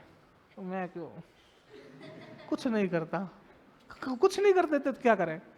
तो उसके पास एक बच्ची और बैठी थी, उसने बोला कि सर जब आप कुछ नहीं करते, जब आपकी नौकरी नहीं तो आप हमको क्या पढ़ाओगे। यार दिल बात लग गई मेरे यूँ। मैंने कहा कि बात तो सही है। तो उसके बाद से मतलब वैसे उस टाइम मेरा सिलेक्शन हो गया था, पोस्टिंग दी नहीं थी। तो पहले मैं अकाउंटेंट में था, फिर अकाउंटेंट से प्रमोशन हो गया। तो उस टाइम फिर जॉब लग गई, जॉब लगने के बाद वापस पढ़ाना शुरू किया। फिर कोरोना बीच में आ गया, ऑनलाइन क्लासें ली। तो धीरे धीरे जो अपन होता है ना उससे थोड़ा थोड़ा अपन धीरे धीरे इंप्रूवमेंट कर लेते हैं। तो धीरे धीरे ऐसे करते इंप्रूवमेंट हो गया, तो अब आज अच्छे से पढ़ा लेते हैं।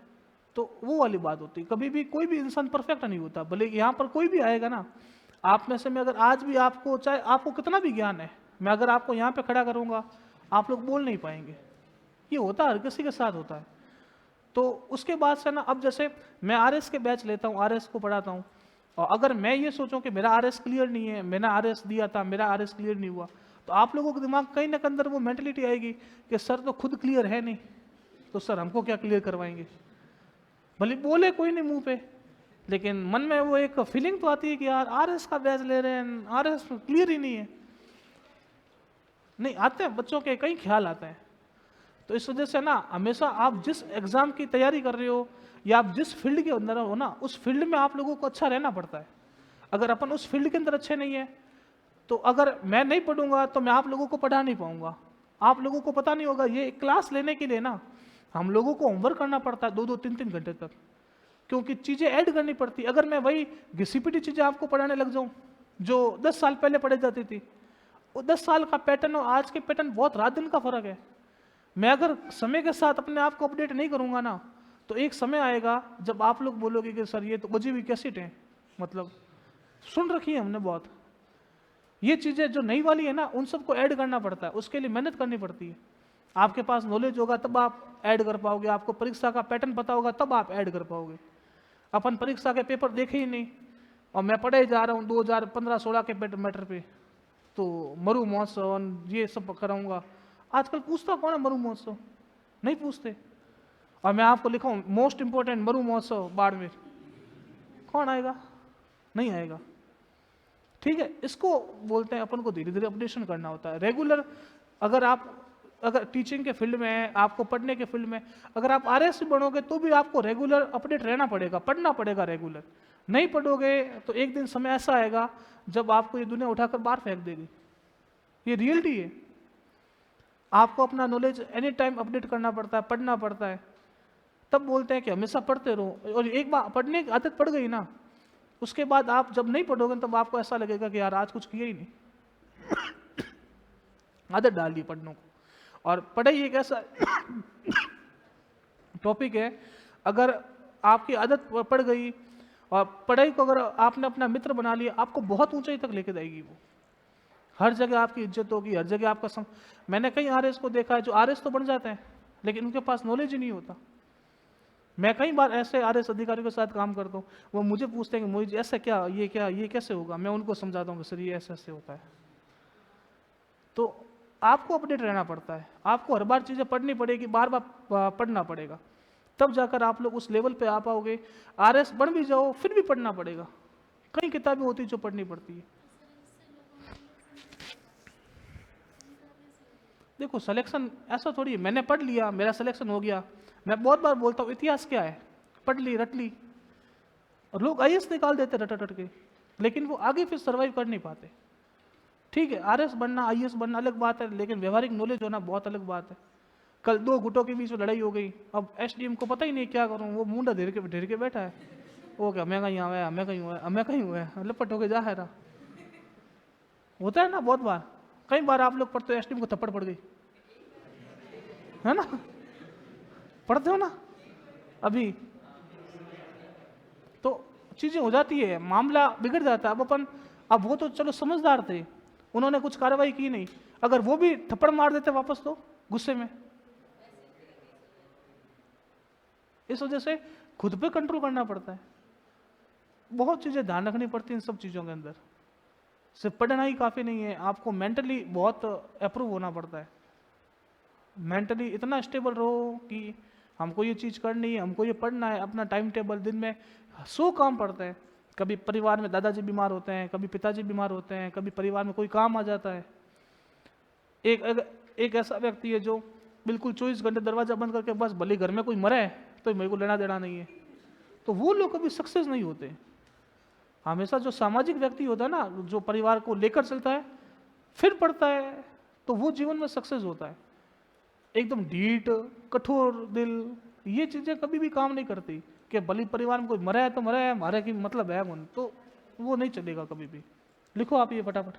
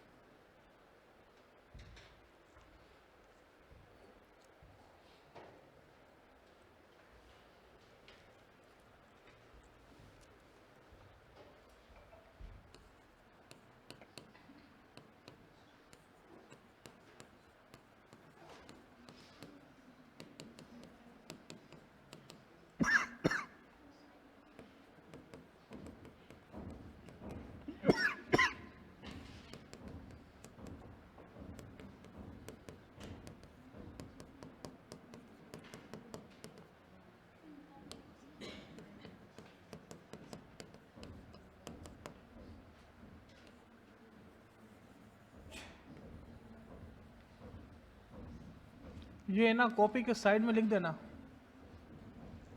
जीएसटी। ये टैक्स स्लैब है ना, एक बार पेपर के अंदर पूछी गई है कि कौन सी नहीं है। 5, 12, 18, 28 है, इसके अलावा कोई भी ऑप्शन आ जाए वो नहीं है।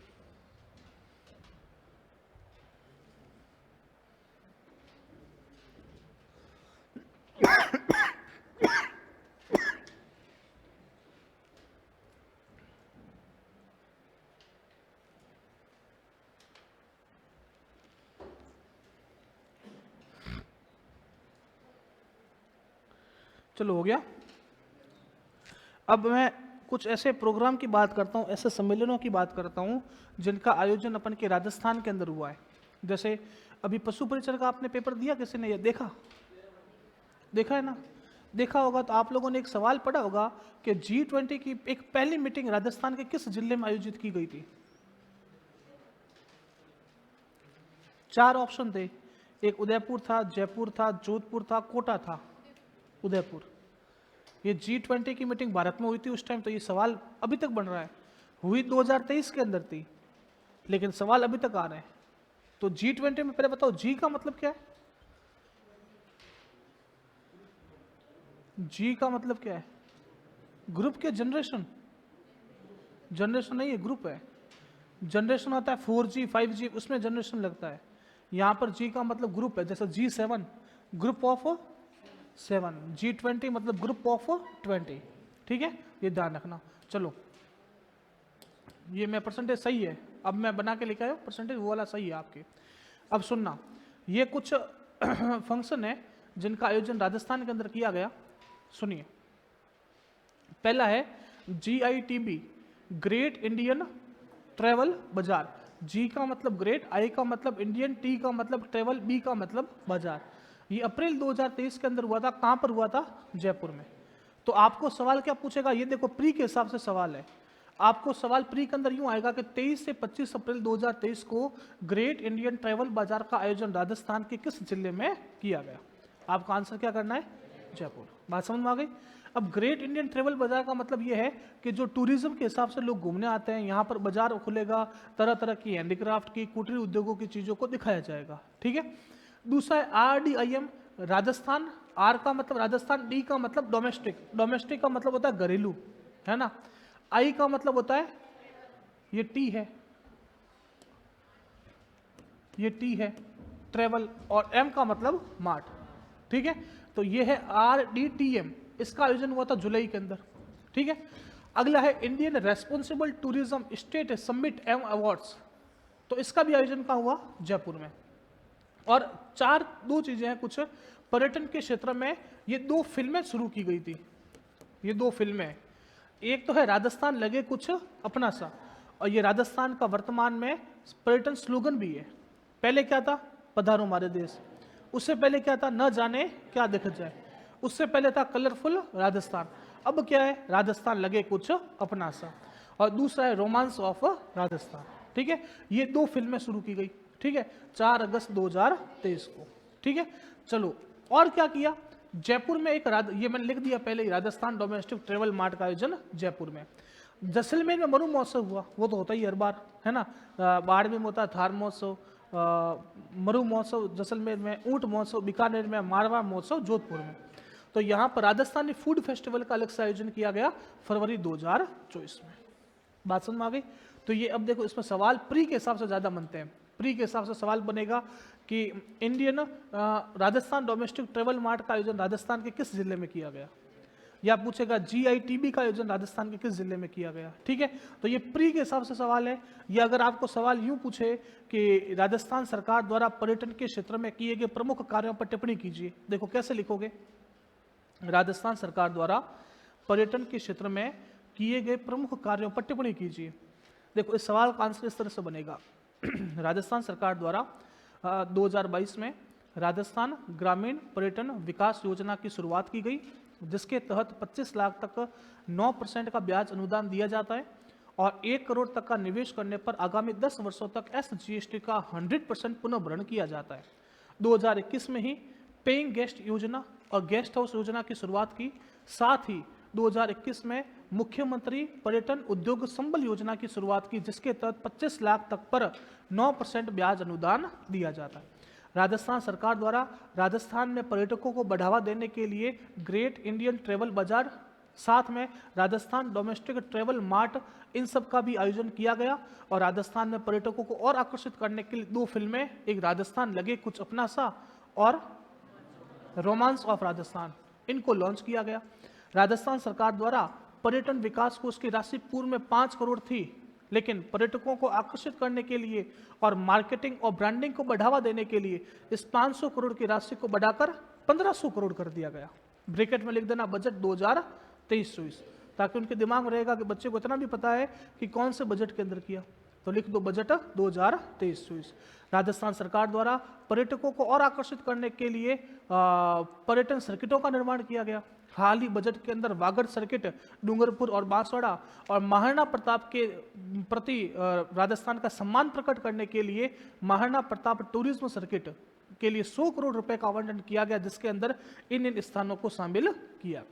इस तरह से आपको बना के लिखना है। बात समझ में आ गई ना? ये पूरी की पूरी बातें दिमाग में सेटल करके रखनी है। अब ये आयोजन है, ये प्री के अंदर बहुत ज्यादा आते हैं, सीधे सीधे सवाल आते हैं प्री के अंदर कि इनका आयोजन कहाँ किया गया, तो आपको ध्यान रखना है जयपुर में। और ये तो 2023 की बात हो गई सारी। अब 2024 में जो आयोजन हुए हैं उन सबको मैं आपको करंट अफेयर में करवा दूंगा। बात समझ में आई? अब आप लोग क्या करना, जैसे करंट अफेयर के अंदर वो सब सवाल हो गए, अब करंट में वो चीजें देखना जो पर्यटन के हिसाब से महत्वपूर्ण है, और पर्यटन के हिसाब से जो महत्वपूर्ण है उसको आप अलग पेज पर और लिख देना। तो आप जब मेंस का एग्जाम लिखोगे तो वो बातें और लिखने के लिए काम आएगी कि आर्थिक समीक्षा से डेटा निकाल लिया, करंट अफेयर से डेटा निकाल लिया, और भूगोल में पर्यटन पढ़ोगे वो डेटा तो काम आएगा ही। तो 3 तरह से आप लोगों को मैटर मिलेगा। तो लिखने के लिए मैटर बहुत ज़्यादा होगा, ये दिमाग के अंदर बस सेटल रखना, ये आपकी कलाकारी काम आती है। ठीक है, लिखो अब आप इसको। इस बात को मैंने लिख दिया पूरा ऊपर ही, तो वापस नहीं, इन्होंने नीचे लिख दिया।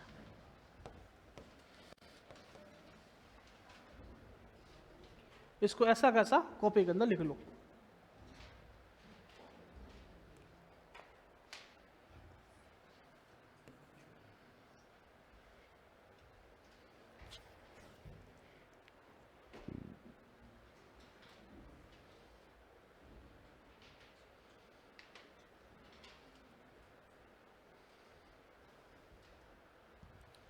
कल सबसे ज़्यादा महत्वपूर्ण टॉपिक शुरू करूंगा, सूचना प्रौद्योगिकी, इंफॉर्मेशन टेक्नोलॉजी। बहुत महत्वपूर्ण टॉपिक है। आपके आरएस बनने के बाद सबसे ज़्यादा साथ वही देगा, आईटी।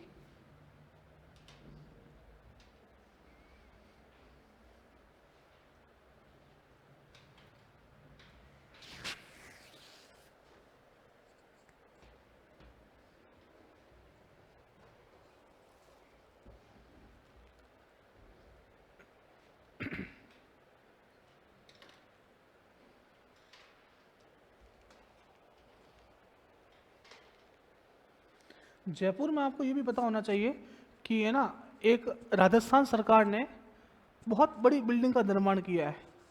पहले उसका नाम था आईपीडी टावर। हॉस्पिटल में हॉस्पिटलिटी की सुविधा बढ़ावा देने के लिए एक आईपीडी टावर बनाया था पहले। अब बीजेपी की सरकार आ गई तो उन्होंने आईपीडी टावर का नाम चेंज कर दिया और कर दिया आयुष्मान टावर। लगभग मैं बताऊं आपको 6 से 7 बिल्डिंग ऊंची एक सरकारी हॉस्पिटल की बिल्डिंग है, जहां पर पूरी की पूरी अत्याधुनिक मेडिकल फैसिलिटी है। उसका नाम कर दिया अब आयुष्मान भारत, पहले नाम था आईपीडी टावर।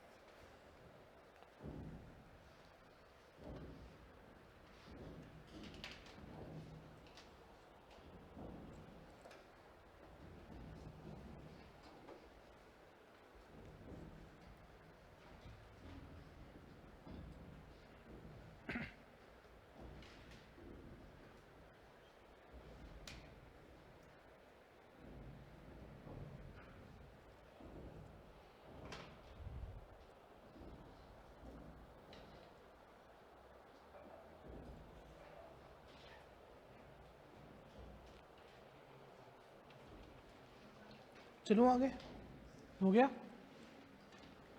तो यहाँ पर है ना आपका पर्यटन का टॉपिक पूरा होता है। अच्छी तरह से पढ़ लेना एक बार, जो चीज़ें हुई है उनको एक बार रिवीजन कर लेना। ये सब चीज़ें मैंने लिखवा दी है आपको, ज़्यादा से ज़्यादा इसको पढ़ना, रिवीजन करना, कोई दिक्कत हो तो बताना। अब एक लास्ट चीज़ मैं आपको बता देता हूँ, सुनना, दो चीज़ें बता रहा हूँ मैं आपको लास्ट।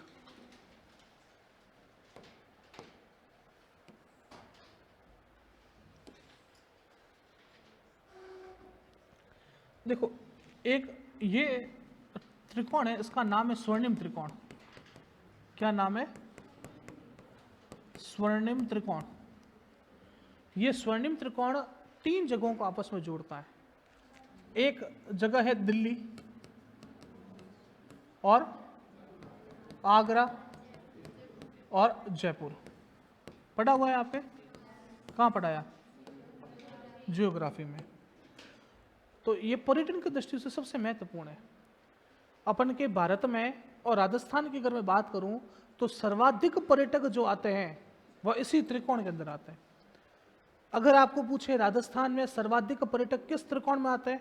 स्वर्णिम त्रिकोण। ठीक है, इस स्वर्णिम त्रिकोण में देखो, अगर आप जयपुर से आगरा जाओगे या आगरा से जयपुर जाओगे तो इसके बीच में कुछ स्थान आएंगे, जैसे मेहंदीपुर बालाजी। मेहंदीपुर बालाजी ये पर्यटन की दृष्टि से बहुत महत्वपूर्ण है। एक यहीं पर आ जाएगा आपको केवला देव। क्या आ जाएगा? केवला देव। तो सरकार का कहने का मतलब है कि अगर आप आगरा आए हो तो आप जयपुर होकर जाओ, और अगर आप जयपुर आए हो तो दिल्ली होकर जाओ, या दिल्ली आए हो तो जयपुर। क्योंकि आपको पता है राजस्थान में और भारत में सर्वाधिक पर्यटक लगभग ताजमहल की वजह से आते हैं आगरा, क्योंकि ताजमहल को अपन बोलते हैं दुनिया का 7वां अजूबा, बोलते हैं ना। तो भारत में कोई आएगा ना विदेशी पर्यटक, तो वो भारत में आएगा कि ताजमहल को देख के आएंगे, प्रेम की निशानी है। समझ में आई बात? तो ये आगरा में आएंगे, और आगरा से जयपुर बहुत पास में ही है।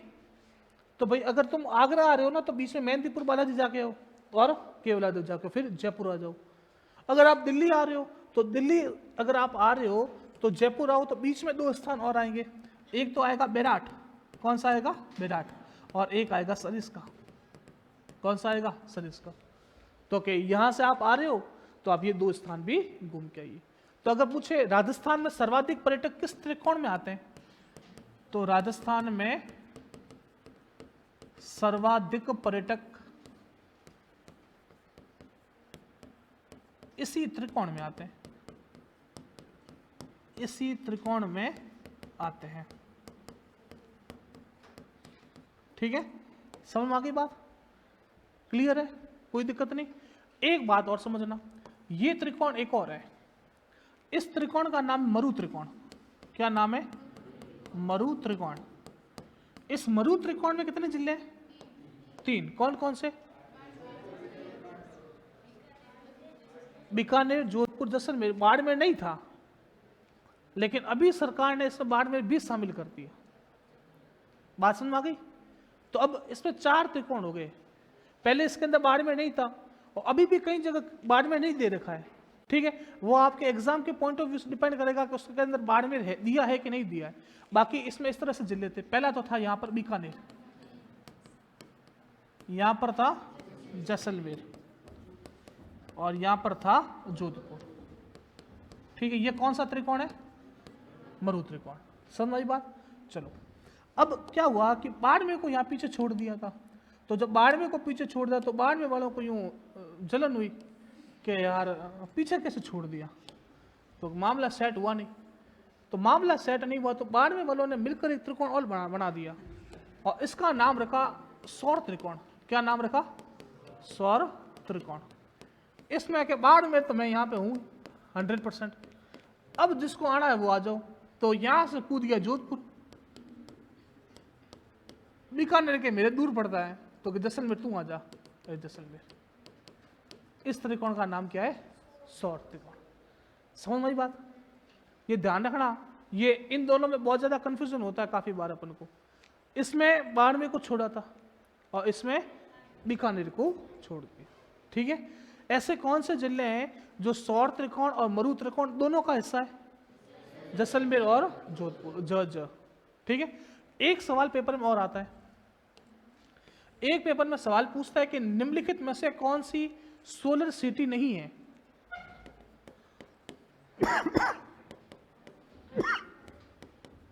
सोलर सिटी, राजस्थान में 3 सोलर सिटी है। एक तो है जयपुर, एक है जोधपुर और एक है अजमेर। ठीक है, इन तीनों को किसका दर्जा दिया है? सोलर सिटी का। ये RS 2021 के प्री का सवाल है। क्या सवाल था? सोलर सिटी नहीं है। ये RS प्री 2021 समझ में आ गई? तो ये 4 बातें हैं, एक साथ बताइए मैंने। पहली बात तो स्वर्णिम त्रिकोण, दूसरा बात मरु त्रिकोण, तीसरा सोलर त्रिकोण और चौथा सोलर सिटी। समझ में आ गई बात है? ये लास्ट पर्यटन का जो हिस्सा था वो यही था। लिख लो इसको और अंत करते हैं पर्यटन का।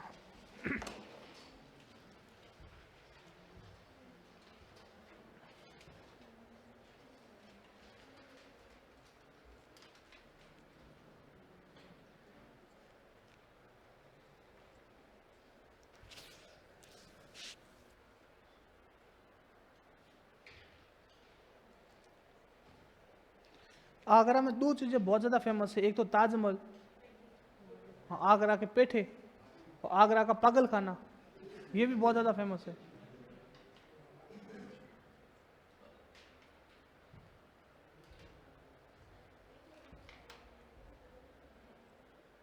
तो अभी सर्दियों का टाइम है, पेठे बहुत ज्यादा चलते हैं। आगरा के पेठे खाए होंगे सबने, खाए? हाँ, नहीं खाए?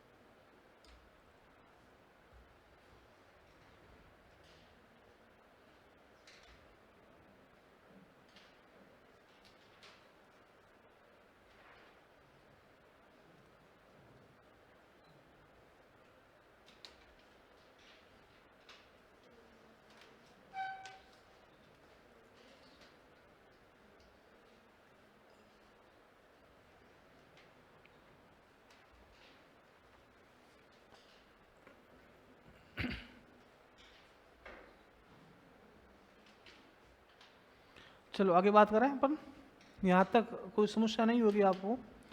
अब अगला जो पर्यटन के बाद जो अगला विभाग आएगा उस विभाग का नाम है देव स्थान विभाग। कौन सा विभाग? देव स्थान। मैंने इस देव स्थान की बात पहले कहीं ना कहीं की थी, अगर आपको थोड़ा बहुत याद हो तो मुझे बताओ कि कहाँ पर की थी और किस संदर्भ में की थी।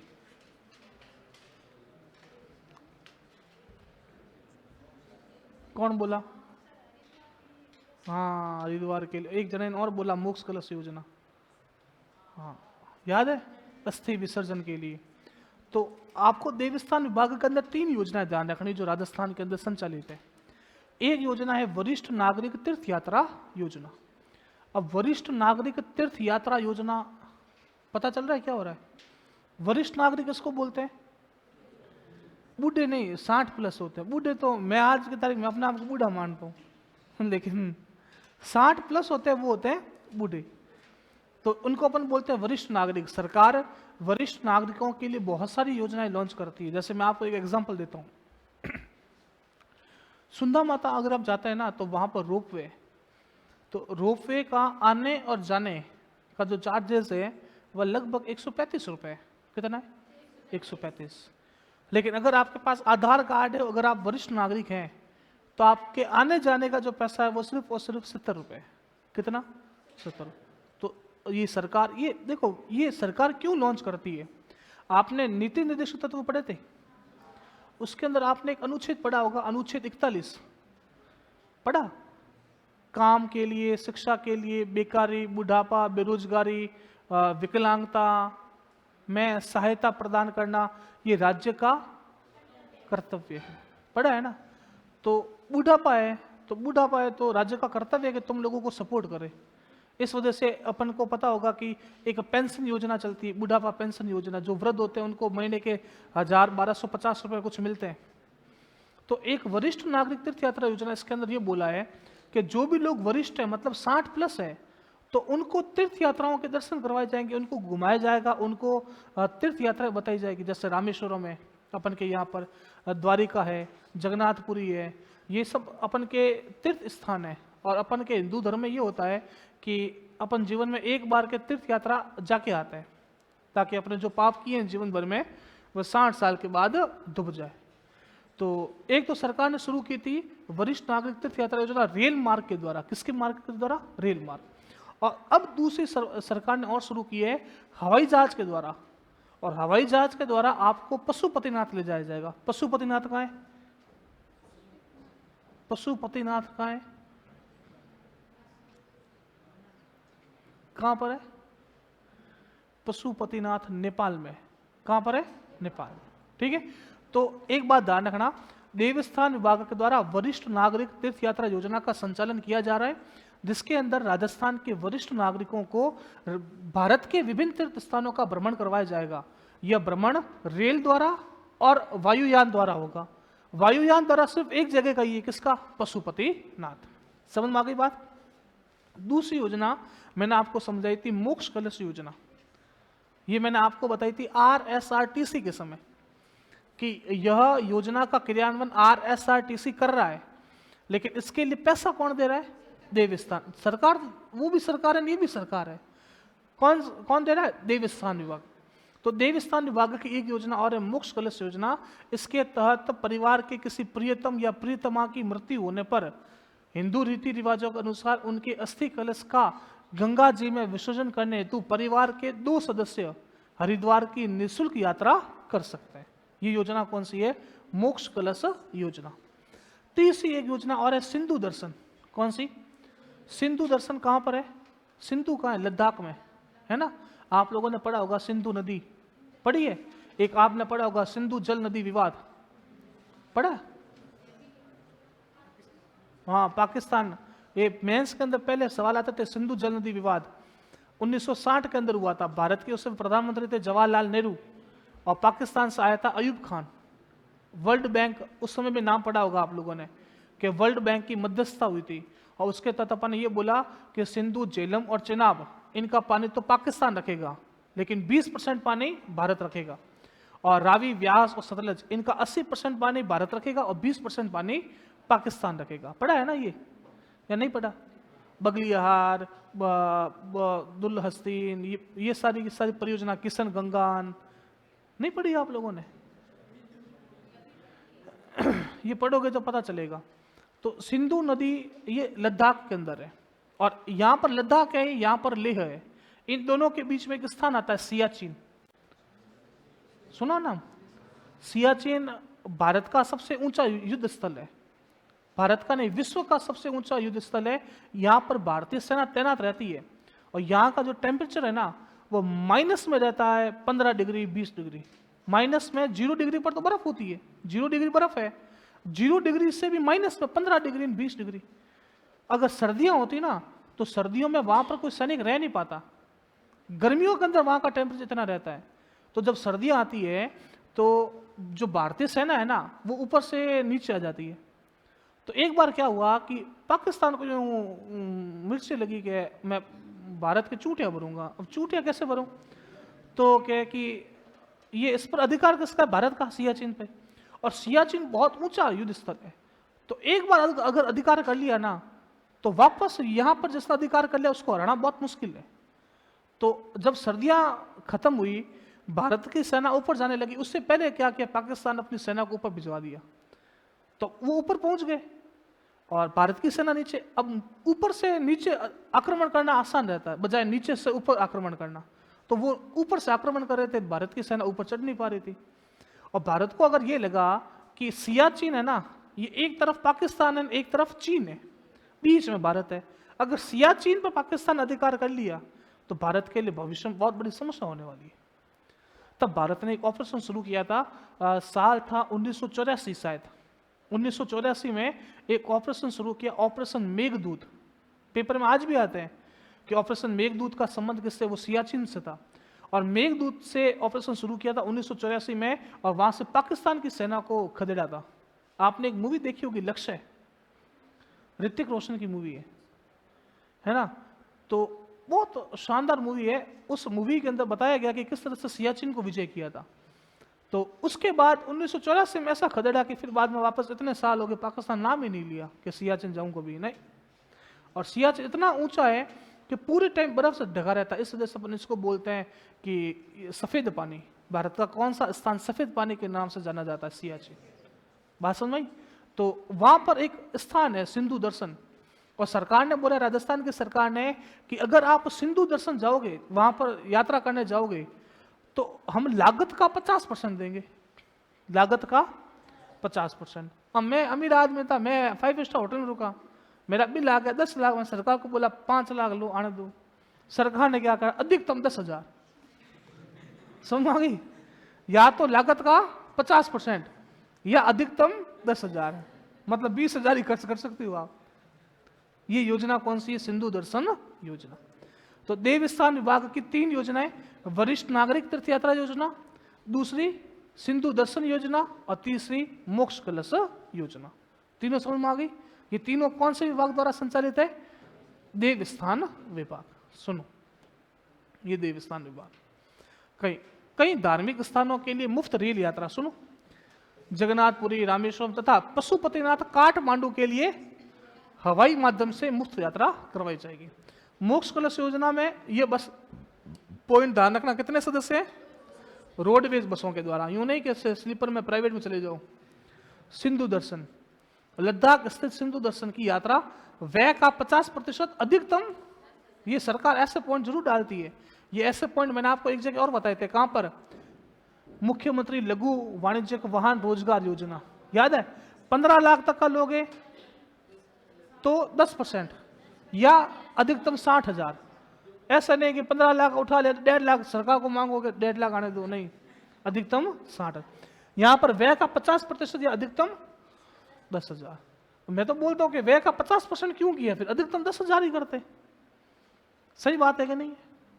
लेकिन वो उनको लगता है कि कोई पढ़ता है ना, यूं लगता है व्यय का 50%, दिमाग में आ जाता है कि लाख रुपया खर्च करेंगे, फिर पीछे लिखते हैं अधिकतम 10,000, तो 20,000 ही करेंगे। लिखो इन योजनाओं को।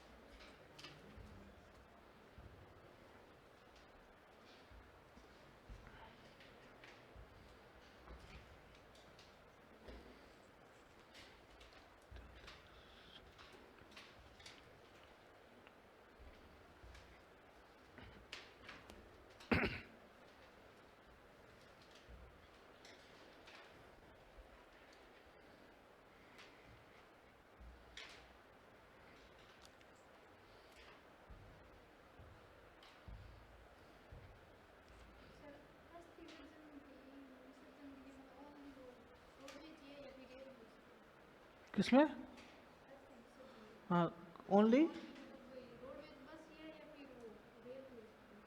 नहीं, ओनली रोडवेज बस। मैंने आरएसआरटीसी बताई थी ना, आरएसआरटीसी में सिर्फ ओनली रोडवेज के माध्यम से।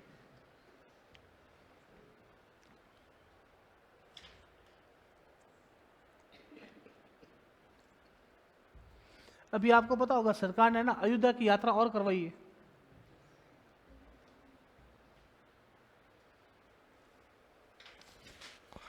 अयोध्या में राजस्थान का कौन सा पत्थर लगा है? बंसीलाल नहीं, बंसी पहाड़पुर। बंसीलाल नाम है लड़के का। बंसी पहाड़पुर कहाँ का है?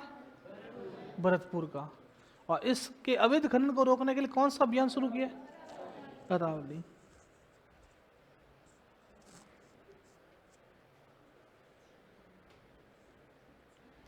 एक भरतपुर ने एक अभियान और शुरू किया है, ऑपरेशन एंटीवायरस, साइबर अपराधों को रोकने के लिए।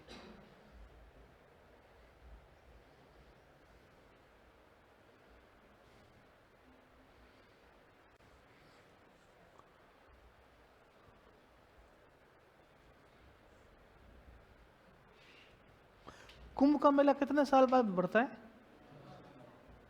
12 साल। हाँ, वो कुंभ महाकुंभ एक ही है, कुंभ अलग होता है। जनरली तो ये बोलते हैं कुंभ का मेला। नहीं, जनरली तो ऐसे ही बोलते हैं कुंभ का मेला 12 साल बाद बढ़ता है। वो उन्होंने अलग अलग कर दिया है, बात अलग है। वो 6 अब जैसे अर्ध कुंभ होता है ना, वो 6 साल बाद बढ़ता है। समझ आई? जैसे सुइया का मेला है, ये सुइया का वो सुइया का मेला उसको अपन अर्ध कुंभ बोलते हैं, तो वो सुइया का मेला है। तो या तो ऐसे होगा अर्ध कुंभ 3 साल बाद, कुंभ 6 साल बाद, महाकुंभ 12 साल बाद।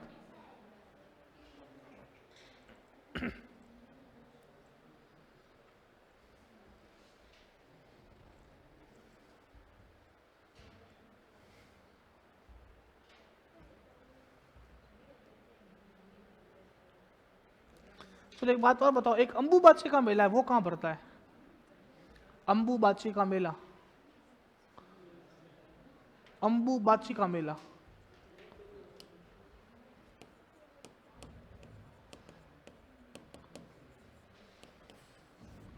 अंबुबाची कामाख्या मंदिर का नाम सुना है? असम में उसका बहुत प्रसिद्ध मेला है ये अंबुबाची का मेला।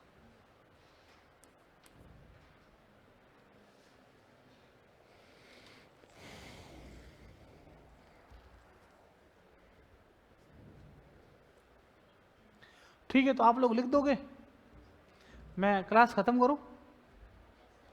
मेरी आगे क्लास है, लिख देना आराम से। कल मैं इसके आगे कंटिन्यूस में शुरू करूंगा।